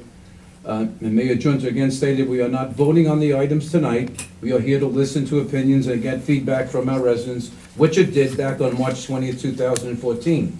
Then Mayor Junta made a motion to continue the public hearing to a later date, which was seconded and approved. The Deputy Mayor Steele said aye, Trustee DeLuca said aye, Trustee Lazovik said aye, Trustee Zebby Farrington said aye, and Mayor Junta said aye. Well, my client through me is requesting that the Board of Trustees continue that particular hearing so that my client would be able to make a presentation to the Board of Trustees to consider having an overlay with regard to his property. Instead of being a C1, it would be an R4, which would be compatible with the property which is on the right side of his property and on the left side of his property. I mean, it's I don't want to take up too much time. Just so the residents are clear, this is Matinacock, this is the marina you're referring to? Yes, it's the marina we're referring to, correct. It's interesting because the study talks about what's across the street. Across the street is one-family and two-family zoning. On R4, we have multi-residential type zoning. You have Tom's Point Co-op, you have the condos to the right of this particular marina, to the right of Lamata's. Then you have some commercial zoning with different type stores. And what we're requesting is that the board take some action with regard to implementing this particular study by also giving us the opportunity to come to another meeting by this board to make a resolution and to request that there be a change, that we be permitted to do something with our land. As it stands now, we can't do anything because of this C1 zoning. It's impossible to do what the C1 zoning provides for this particular area. It's just much too costly, it's not economically feasible, and something has to be done to change this particular situation. There was a fire there, I think, 6 or 7 months ago because of the houseboats are there. We want to get rid of these houseboats. Well, excuse me. Now, let me just finish. When I say we want, the houseboats that are there now are not really houseboats. They are barges that are sitting on top of boats. They present a danger to the community, which would make the village of Manorhaven liable to the community. What we would like to do, and I don't really think we have enough time right now, is to discuss the possibility of building a marina that would accommodate beautiful boats, possibly beautiful houseboats, but not that what we have there now. These are dangerous boats. The insurance companies in the state of New York won't even insure them, will not give them liability insurance, which means that if they were to create a problem... What are you gonna do on the upland? I'm sorry? What would you do on the upland? I don't have a plan for that yet. My client has a plan for that, but it has to be developed. Right now, I don't think you like what's there now. Mr. Pearson, can I ask you a question? Yes, of course. You're asking for R4. Yes. And have you examined any of the other zones for that property, other than R4? I'm sorry, say that again? Have you examined any of the, R3 or something else for that, R2? When you have I have R4. a problem with R4, because the R4 was brought to the village, I believe, I went over it with Mr. Miggets, he had been the village attorney at the time, when they enacted the R4 zone. And the R4 zone was created as a retroactive zoning to accommodate some of the properties that existed before the code. Now, I know it was for Tom's Point, I think it was there for 35 farms, am I saying that right? So the problem that I have with R4 for this, and maybe you correct me if I'm wrong, you can submit a legal memorandum on it, is the R4 has no density requirement. And the reason it had no density requirement was because it was meant to bring existing properties that existed before the code, to bring them into the code with this new R4. Now, I've seen R4 now added in on Orchard Beach, in that development on Orchard Beach. I think it was incorrect, and I believe in saying that. I believe Gerard Terry was the village attorney at the time. He made that R4, but I think it was an incorrect application of the R4, given the history and the reason behind bringing the R4 into the village. It was an accommodation zone to accommodate properties that existed before the code, and that was the reason why there was no zoning requirement. If you look at the statute, there is no density requirement in that statute. So I don't. Just so everyone knows what an R4 is multi-dwelling units that shall conform to the following regulations, and then there's a whole bunch of listing, but you get the gist of what R4 But is. it was the absence of zoning, I think the density. History of that statute, it leads me to believe that as council, that the R4 is inappropriate. You can correct me if you know this is awful record, but I think the R4 is an inappropriate zone based on the nature of the history and the lack of density requirement in the R4. Well, I'm not in a position to challenge what you're saying at this particular time. However, I would like to be noted that since there is R4 zoning presently abutting our property, Lamonta's property, and I'm talking about Tom Point Co-op, across the street, there's E1, which also permits one-family and two-family May I dwelling. interrupt you? When you said the neighborhood, the adjoining property, the R4, Yeah. you're referring to Tom's Point. No, well, Tom's Point is on the left. Tom's Point is. That's R4. Is exactly what I'm talking about. Tom's Point existed prior to the zoning law. I understand that, but if we have, yes, I understand that, but if you have a permissive use now in the village, R4 zoning, for Tom's Point and for the condominiums that are to the right of my client's property, all I'm asking is that the board consider the possibility. It doesn't have to make that decision, but give us the opportunity to present to the board for its consideration the possibility of expanding this R4 zoning to overlay our property so that this property can do something that's good for the community. If we could have reasonable type housing there and have a marina that is attractive for the people in this community, where they would have access to the water, we would be considering putting up like a little park there that residents could go there to fish. They could have a meal there, they could enjoy the water, they could enjoy the sunsets and the sunrises. But the way it presently stands, it's an eyesight to the community. And Can I it's, just ask you one question? yes, Is this how long has he owned this property? at least in excess of 10 years, and it's a financial loss. It cannot be developed under the present C1 zoning. It's just not financially feasible to do it. Mr. Dedan, just to be clear, I'm not opposed to a change in zoning on the property. The only opposition I have right now is my understanding and my research on the R4. That's it. I want to be very clear on that. Well, I'm just saying that if the board would give us permission to set this matter down for another hearing, to reconsider all the proposals that were made by this extensive survey back in 2014. That particular meeting on March 14th was held in abeyance, and nothing has been done. My client's I property. have a problem with the survey as well, because I don't think that they've gone into. Well, then you can have your The engineers. history and the reason for the R4. Well, then you can, I'm sorry, then you can have your engineers hire them again at a reasonable cost and have them updated Well, I don't if know. necessary. I don't know why we should hire them when they don't know what the R4 means to the village. What? We should get an engineering company that researches the law. Well, I mean, look, I'm not telling the trustees what to do, but the trustees did hire this particular firm. If you choose to use another firm, that's fine. I'm just saying, give us the opportunity to develop this property so that it would enhance the community. Right now, it is not an enhancement to the community. And my clients have invested a lot of money in that property. They've been paying taxes over the last 10 years to the village. If they are permitted to develop this in a way that's pleasing to the village and beneficial to the village, then the village will realize more real estate taxes from this particular 1.7 acres of land, much more. And the people of the village will be able to use it, to go down to the water, maybe to fish, maybe to eat and to enjoy it. Right now, it's an eyesore. And I think that the survey back in 2014 was trying to address these issues. There were discussions about senior citizen housing in C1, but nothing ever came of any of that. So I'm saying, give us the opportunity, the board should consider what it wants to do with this C1 zoning as it applies to my particular client. Just And don't we- bring back the plans you had for 90 condos in 2007. I'm not, we're not saying anything like that. But, let us do something there. And the houseboats that are presently there, there was an extensive fire. 2 houseboats were destroyed. None of them have liability insurance because there is no insurance companies that will insure them because they're not safe and they shouldn't be there. And that's potential liability for the village of Manorhaven. So it has to be corrected. And the only way to correct that situation, and we are in the process of trying to do that on our own, is to have a particular type of zoning that would permit us to develop it in a reasonable manner. That's all I'm asking. Give us the opportunity to do that.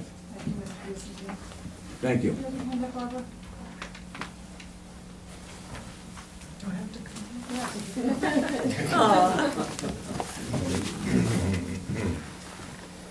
Barbara Rumina, 35 Pequot. I find this argument that I hear constantly at the zoning board and hear from people who, the gentleman's client obviously knew what the zoning was when he purchased the property. He knew what he was going to be allowed to do. What he thought he might be allowed to do is not our concern in the village. And whether it's economically viable for him to do whatever it is not the concern of either you or the rest of the residents of this village. If he can't make money on the property, sell it. But it's not for us to decide or change zoning so that he can make a good investment. Thank you, Barbara.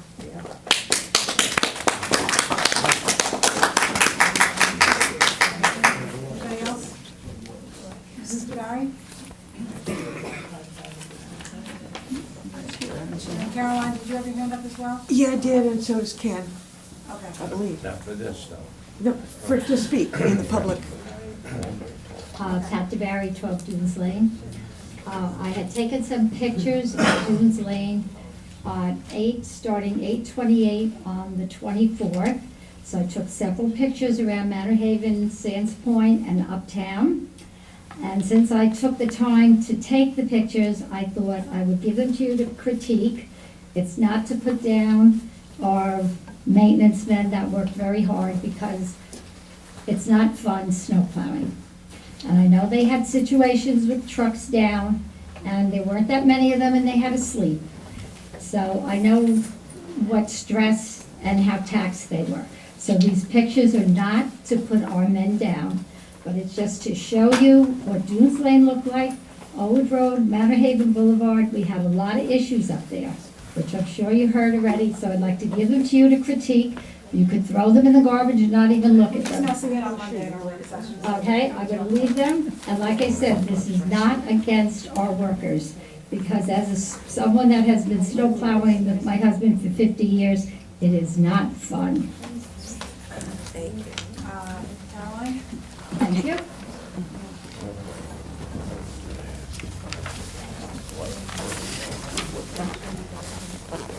I have a letter that I'm gonna read, but I want to give you copies of it, and I want to give a little introduction.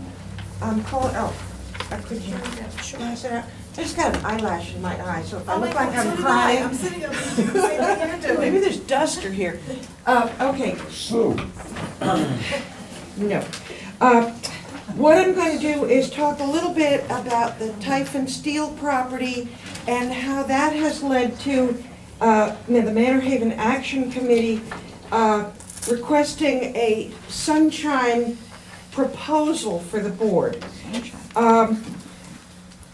To just sort of bring you up to speed on the Typhon property, which is an 11-acre brownfield on Manhasset Isle that's been under remediation for 15 years. It used to be a place that manufactured airplanes, and it was heavily polluted back in World War II. And in those days, they had a war to fight. They were disposing of things that now turn out to be not healthy. For 15 years, the Department of Environmental Conservation, the DEC, has been working with the owner in a voluntary cleanup. Mr. Typhon still owns the property. The problem was that there are VOC, volatile organic compounds, like cleaning fluid kind of things, that were in the groundwater. I was told the other day it went down 50 feet, but I read a report that said it went down 65 feet. The way that they were cleaning it, because these are gases that are in molecules that are also in the groundwater, they would put down pipes. What it was explained to me, it was similar to putting a drinking straw in milk, blowing air through it. It would pick up the compounds, vaporize it, put it through a scrubber, and vent the air. The property has had numerous reports in the newspaper, numerous applications. 96 townhouses was the most recent proposal. The fast forward, the DEC cleanup, the engineering report has been written by the cleanup company, RU, and the site management plan has been written by RU, given to the DEC, their final management plan. DEC made some tweaks and sent it back to RU. That's when we came in. The plan, according to the DEC, is anywhere from 2 weeks to 2 months from being finished. When it is finished, then the next steps will be that if the property is sold and developers have their eye on it, they can present plans to develop the property. Now, according to what we have been told, is that the property right now is suitable for a passive park. Bird watching is what they said to me. What they'd really like to see is a foot of soil capping the property. There are ongoing monitoring wells along the perimeter of the property, including along Tom's Point, where the DEC inspectors came in and went into all the basements and went into the apartments and did air quality monitoring. That will continue forever. This will never be clean again. It will be adequate. The state where we are now is that Manorhaven Action Committee has asked the DEC to allow us and other organizations like Tom's Point, like the nursery school, like the residents of Manhasset Isle, to have standing and have them create a public participation plan. The reason there was no public participation plan before this is that the Typhon property started the cleanup before the New York State Brownfields law was enacted. So it's kind of something that just slipped through the cracks. So we have asked that they, in their final plan, the site management plan, put in a public participation plan. That would give anybody, any neighbor, the right to have it explained, be notified, this is going on for a long time in the future, and have comments. So the next thing is that the Manorhaven Action Committee has already requested of the board create an independent impact study. Now, before anybody freaks out, obviously, until you're presented with a plan, you can't react to the plan. But what we're asking for is two things. One is to have a contractor ready to go, so that when the time comes and the village needs to have a contractor hired, we'll say, we'll just go to the XYZ company and we already know who they are. The next part of that is that there's precedent in the village to have the developer pay. So whether it's $1 zillion, the village in the past has required that the developer pay for the study. The next thing that Mac would like to see is have the study be more than just the property, but the entire impact on Manhasset Isle for other things, including, but not limited to, the traffic going across the causeway, which we believe may flood one of these days again, that would have impact on the schools, the services, everything, the water, the sewage. In other words, there's a lot more than just this 11-acre property. So we are asking the village, that's one thing we're asking, is that the village would consider having a on-call agreement with an independent company to do its own impact study, but make the developer pay for it.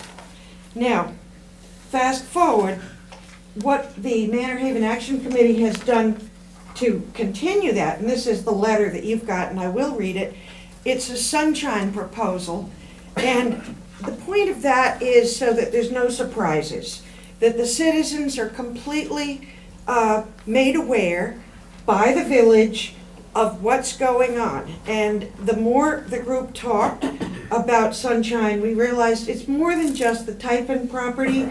It could be any kind of development or sewage project or road paving project. We need to know, think about it, be notified in some way that makes sense. Our suggestion is put it on the website. Now, Leslie's told me she needs website help, so I would have to build that in. But I would like to read the letter, just so you know, and it can go into the record. This is the sunshine proposal to post information on the website. This proposal is submitted on behalf of all the residents of the village in order to further the goals of New York State's open government laws, which give citizens the right to know about what is happening in government at all levels. The example given is the open meetings and freedom of information laws.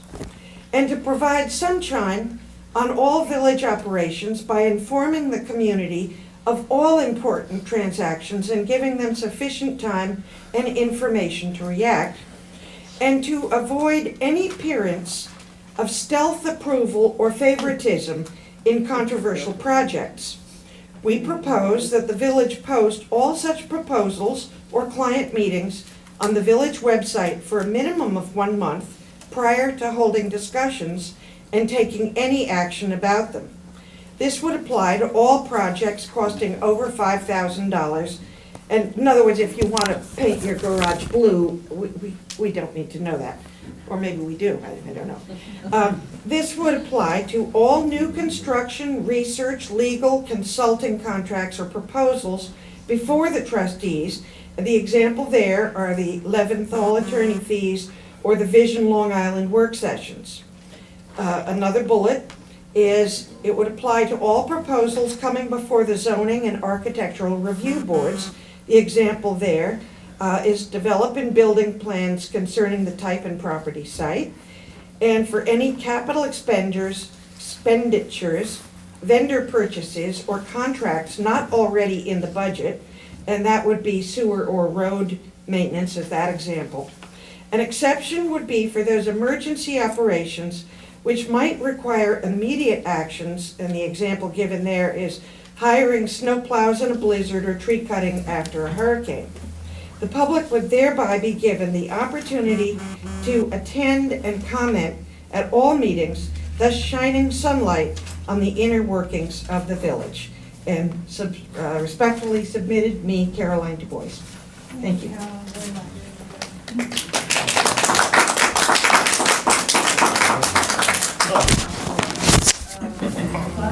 I'm gonna do that.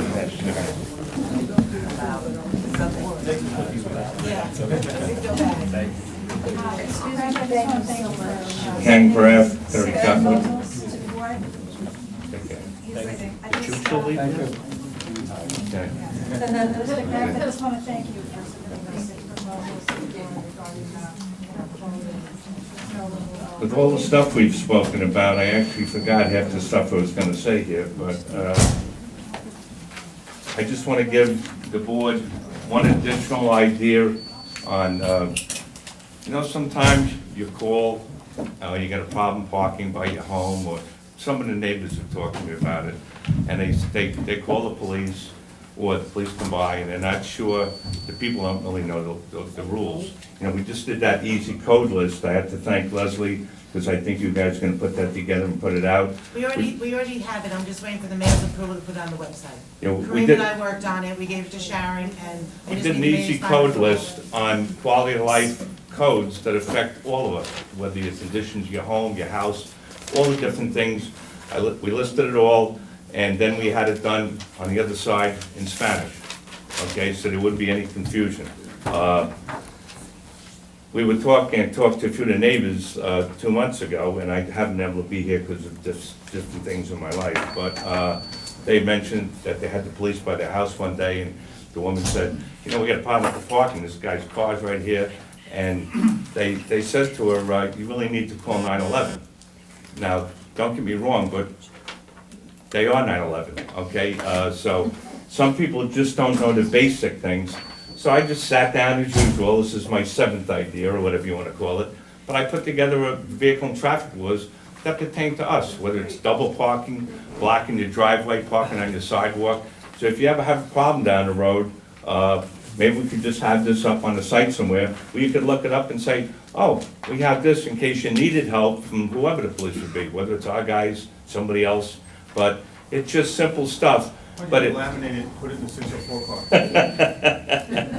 yeah, right next to, no, don't get me going, I did it for 38 years. But I just want to give a copy to Leslie, that she can show you guys at your leisure.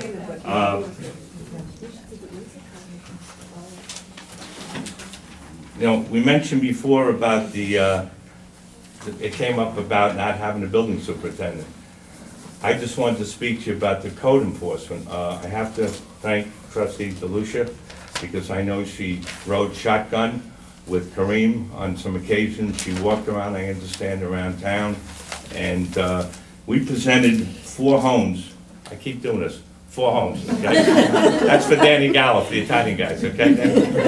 We did 4 homes, don't put that in there. But the village, they actually worked on, as far as I know, 3 of the homes. On Hickory, by me, on Edgewood Road, and I appreciate that, because I had, I don't know, about this thick and 7 letters back and forth to the village in 2 years, just regarding the guy that everybody on my street hates. But this is what we should be doing. Now, I just want to reiterate, my first recommendation in November was that we look into part-time code enforcement. And I know we've spoken about it, we've talked about it at the work sessions, about civil service and all the other things. But we need that building superintendent, but we still need a little help with the code enforcement. I saw your report, I didn't have a copy, but it had three problems that they looked into. That then I see they had 25 either summonses or OTRs, so I don't know how that came out of 3, but maybe it's from prior stuff. But I looked up parking enforcement aid.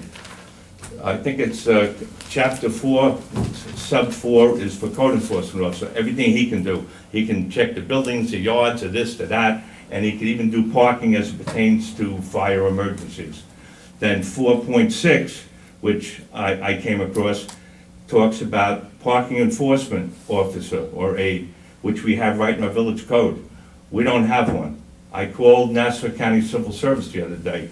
They don't have any tests for code enforcement right now, but Just passed. yeah, I know. I learned from one of our trustees that somehow we missed it, but it doesn't really matter right now. But I asked him about this parking enforcement aid. I called the police academy, people I still know over by the jail there. And they said they have a couple of parking enforcement aids, but they've sort of gone by the wayside because what they give them is sort of like a little bit below whale stuff. So they're all the way at the bottom. But they do parking enforcement. You see them wearing different colored jackets in different villages. But they had a test, and they told me they're preparing a list for parking enforcement aid. Now, I would hope at some point we might be able to look into this and advertise, because I would like to free up our only code enforcement officer that I know about, unless you guys know other ones. You know, I'd like to free that person up to look at the buildings and all the other stuff that we talk about, quality of life stuff. And we could have a parking enforcement aide work part-time here, like I had mentioned before. And it's something that could be done, because they said they're coming out with a list in the near future. It wouldn't be a high-paying thing, but you know what? It would give us a little breathing room. You know, you guys know all the stuff I gave you. I gave you that, I gave you the ideas with the snow, with the parking one side, or it doesn't really matter. But this is important with the code enforcement, because I really think that's the only way we're gonna clean up things here. That easy code list that we talked about. I said to Leslie, hold off a minute. We have a garbage thing that we all got that told us where to put our garbage and what to do and who to call. And I looked at those, the things they listed, not out before, you may not put it out before 5 p.m. the night before. And then you need to have a top on a metal or plastic garbage can. Some of you may agree with me, but we have the guys that go back and forth. Bill with the street sweeper. In all honesty, I've been here only 10 months full-time, but all the crap that comes down Cambridge, especially in the winter with that west wind, it's not coming out of the trees. It's people's garbage. I know the people across the street from me, the woman, they just got rid of people finally, and they got another family of 7 coming in, but it's supposed to be a family, so we'll live with that. But I've spoken to these people who I hate, but now they're not too bad. But the woman, the wife tells me, she shows me this blue cover. And I said, where the hell did you find that? Well, it was in the shed where people were part-time sleeping like 3 or 4 years ago next to the house. That's the cover for, guess what? For your disposable stuff, your plastics. They had the cover. We don't, as far as I know, Leslie checked for me. We talked to Ron Caslow.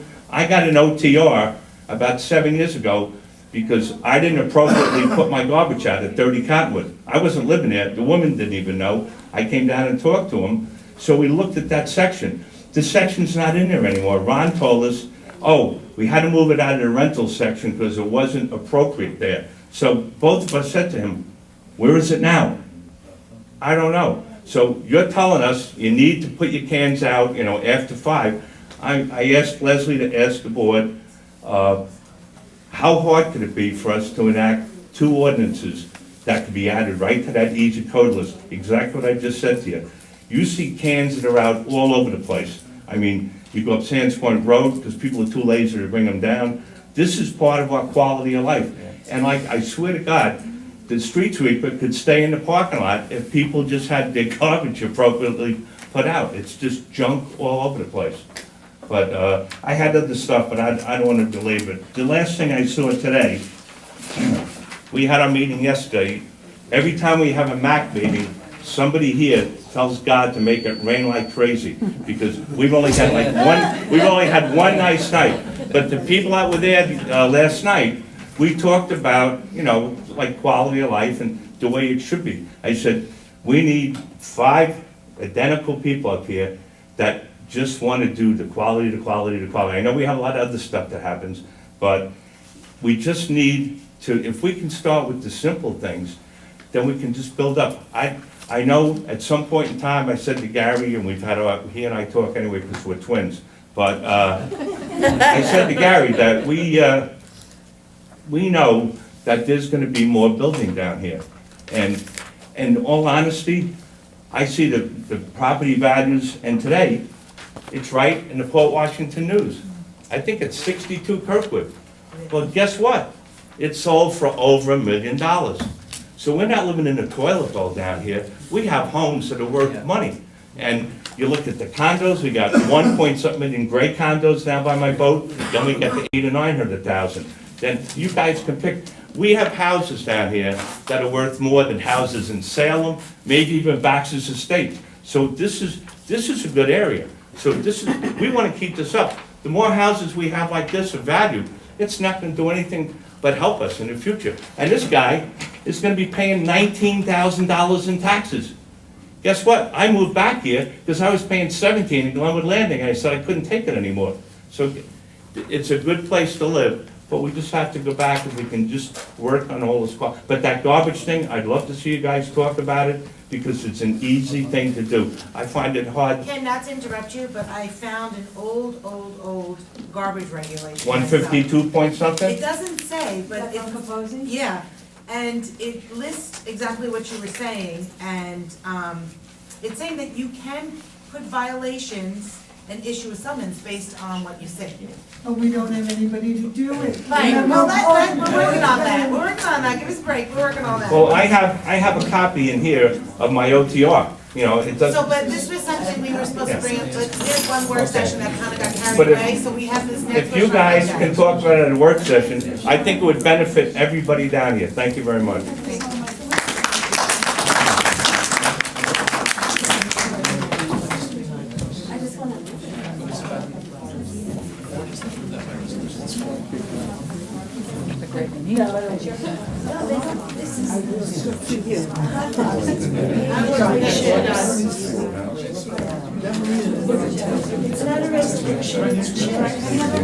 That's enough, Matt. Okay, I just want to talk about the garbage can. You know, the lids blow away in the wind, and then you're stuck with a recycling bin that doesn't have a garbage out, and you have to pay $35 for a new one. It doesn't crack. You know what? But that's what they're selling here. So I'm just asking, is there any way that you could sell lids or put, just the lids? Because, We'll order lids. Yeah. Michelle Roper, 13 Linwood South. You need better, larger recycle cans. There's more and more stuff Right. going into the recycle. If you look at, I walk a lot, and I'll see, 3 pails out twice a week with recyclables, with no covers. Those little blue pails, the garbage, the recycle pail should be the same size as a regular garbage pail. Can I just make one comment? On the garbage cans. Unattached And it's not because my mother-in-law's worked at Alpes for 50 years, but when I moved back here, I bought a nice green can, a rectangular where you push down on the top. It's never come off in the windstorms. And I bought a blue one with the handle with the wheels that I use for my recyclables. So they're right there, and that top never comes off. Okay. Supposed to put your number on it also. Yeah, yes, inside out. That would help. That's all code. Ms. It's Barbara, common sense too. any other members of the public? Nick, please take the podium, please, and don't participate. Thank you. Let's speak a little bit about the snow that the snowstorm on the 23rd. At the last meeting we had, which the public couldn't talk, it seemed like a lot of people were here throwing ideas around, and there's been a million complaints around town. I don't see anybody here voicing their opinion on it, so I'm gonna throw a few things out there. First of all, I'm gonna start off by saying that the highway department had absolutely no fault that they have to be worried about in this case, because I know that they did what they could under the circumstances. And anybody that doesn't know that shouldn't make a comment to them. And if there were people cursing them out, it's not correct, okay? But what I do want to comment on, the first thing, is that Billy, if I may use his name, he said he took offense to people saying that our mayor was wrong in this matter. Well, I'm gonna put a different spin on it. I'm not gonna say that the mayor was wrong on anything. What I am gonna say is this: the mayor during that storm was in control of what goes on in the village, okay? So somebody at one point has to take responsibility of what happened here. Up to this point, I've never heard anybody from this village make any kind of statement pertaining to that. In fact, what I did hear is everybody's trying to sell it to the residents that everything was fine and dandy, when it wasn't, okay? So what I think that the board should have done, the mayor, and Leslie Gross made other comments of how good things were. Maybe it should have been brought to the homeowners' attention and the residents of this village that we did the best we could under the circumstances. There were decisions made, some were good and some weren't so good. That happened in every village from Montauk to Manhattan during that storm. So it had nothing personal against anybody here, okay? Another statement that was brought out that was totally false. This was another statement brought at this podium during a work session where no one's supposed to talk, but yet they talk, from the highway department. One of the gentlemen said that we didn't know if we were getting 5 inches of snow or if we were getting 12 inches of snow. Well, according to the National Weather Bureau that I looked up on the internet, they were issuing serious storm warnings on Thursday, which is 48 hours before the storm hit, okay? Which was not exactly ample time for this village to make changes in what we had in place at that moment. Very difficult, because the people that were gonna help us, they had other things in mind, okay? Nevertheless, we have to have a better pre-planning that go into these things, because this could come down to a life and death thing. I hope it doesn't, but it could, okay? So there again, there were decisions made, some were good, some were bad. We have to live with those, okay? Hopefully, we can move forward and make some better decisions the next time. Also, something that we know, we had mechanical breakdowns during the storm. Again, I snowplowed for 18 years.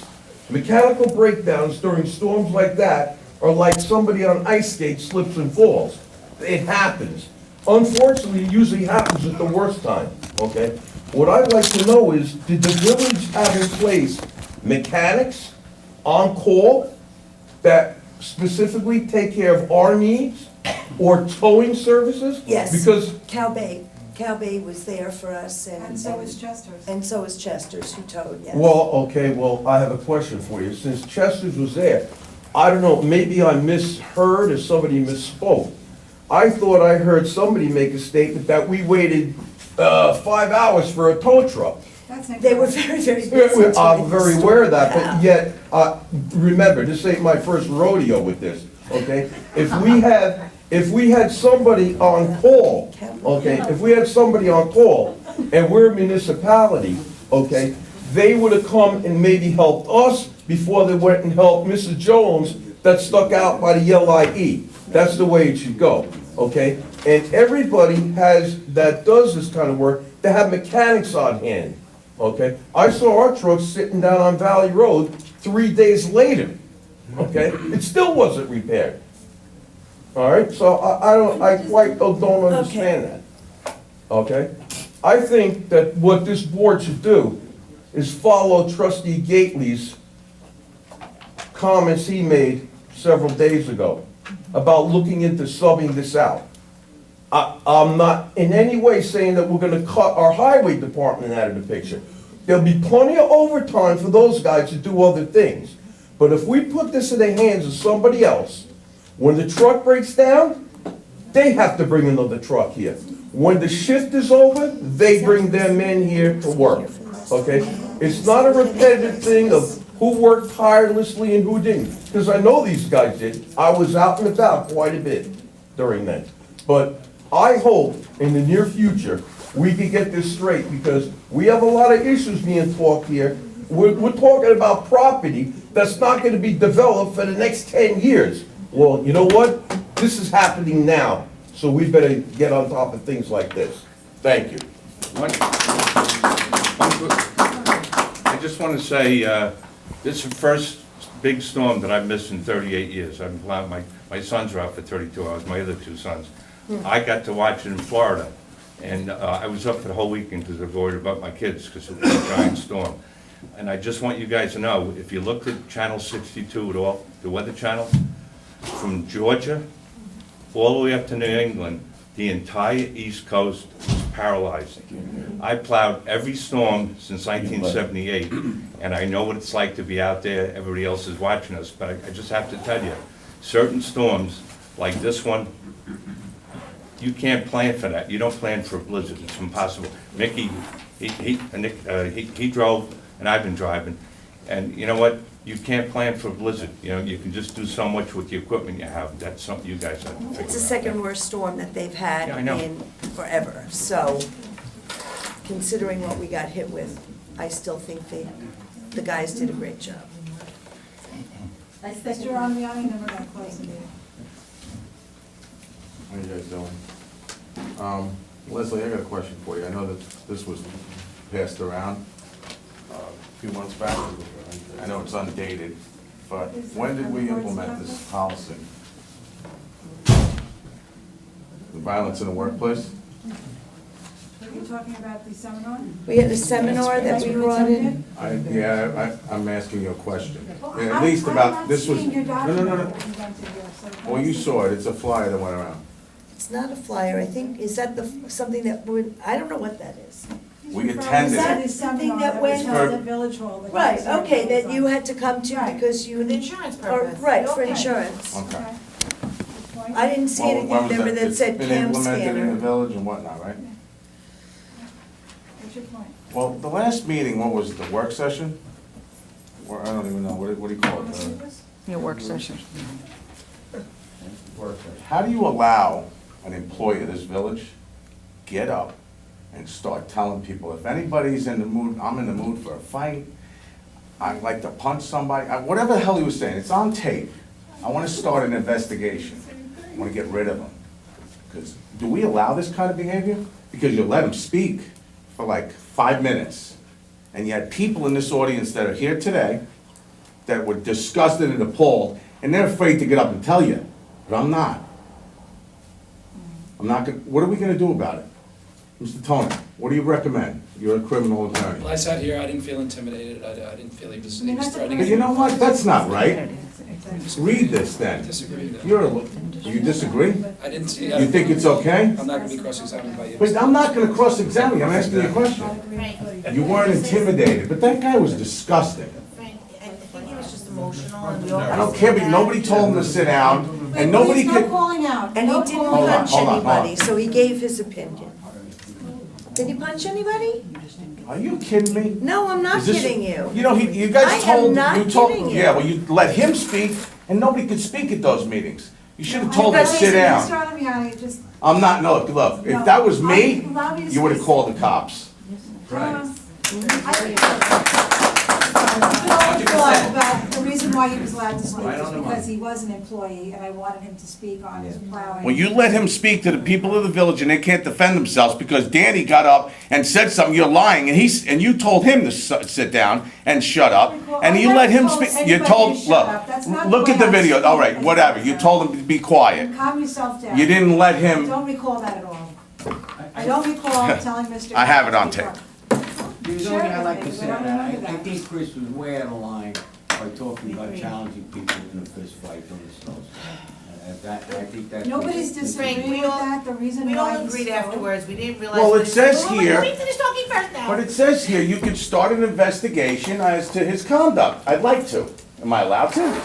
Why don't you do it, Mr. Tony? You're a criminal attorney. I don't want to do it. You don't want to do it?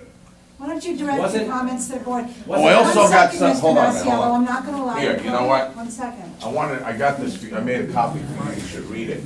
It's about ethics, I'm not avoiding taking- conflicts of interest and potential landmines in the village. Yeah, taking- I don't want- Sitting on I don't want- multiple boards, No, we don't, we which don't. you shouldn't be insulted by you We don't- stuff, yeah. We don't, we don't. Yeah? disrespect Well, you don't, you each sit other. on more than one board, you We shouldn't be. don't disrespect each other. Yes, I find that very disrespectful. I find you more intimidating than the individual you complain about. Okay, that's enough. You That's should read that enough. brochure. Excuse me, that's enough. All right, Rita, That's relax. not, no, 'cause that's not how we run this damn board. I'm sick and tired of it. You have to calm down. No, I'm tired of coming down. Anything I'm that usually the you- one that's calm and settling everybody and trying to make peace, and now it's not working anymore. You have know what? something to I say make a to the motion to board. close the meeting. Just Do I have a please mention the second? board for future. Thank you. All in favor? Aye. Meeting's adjourned 9:35 PM. All right, Rita. I'm sorry, I can't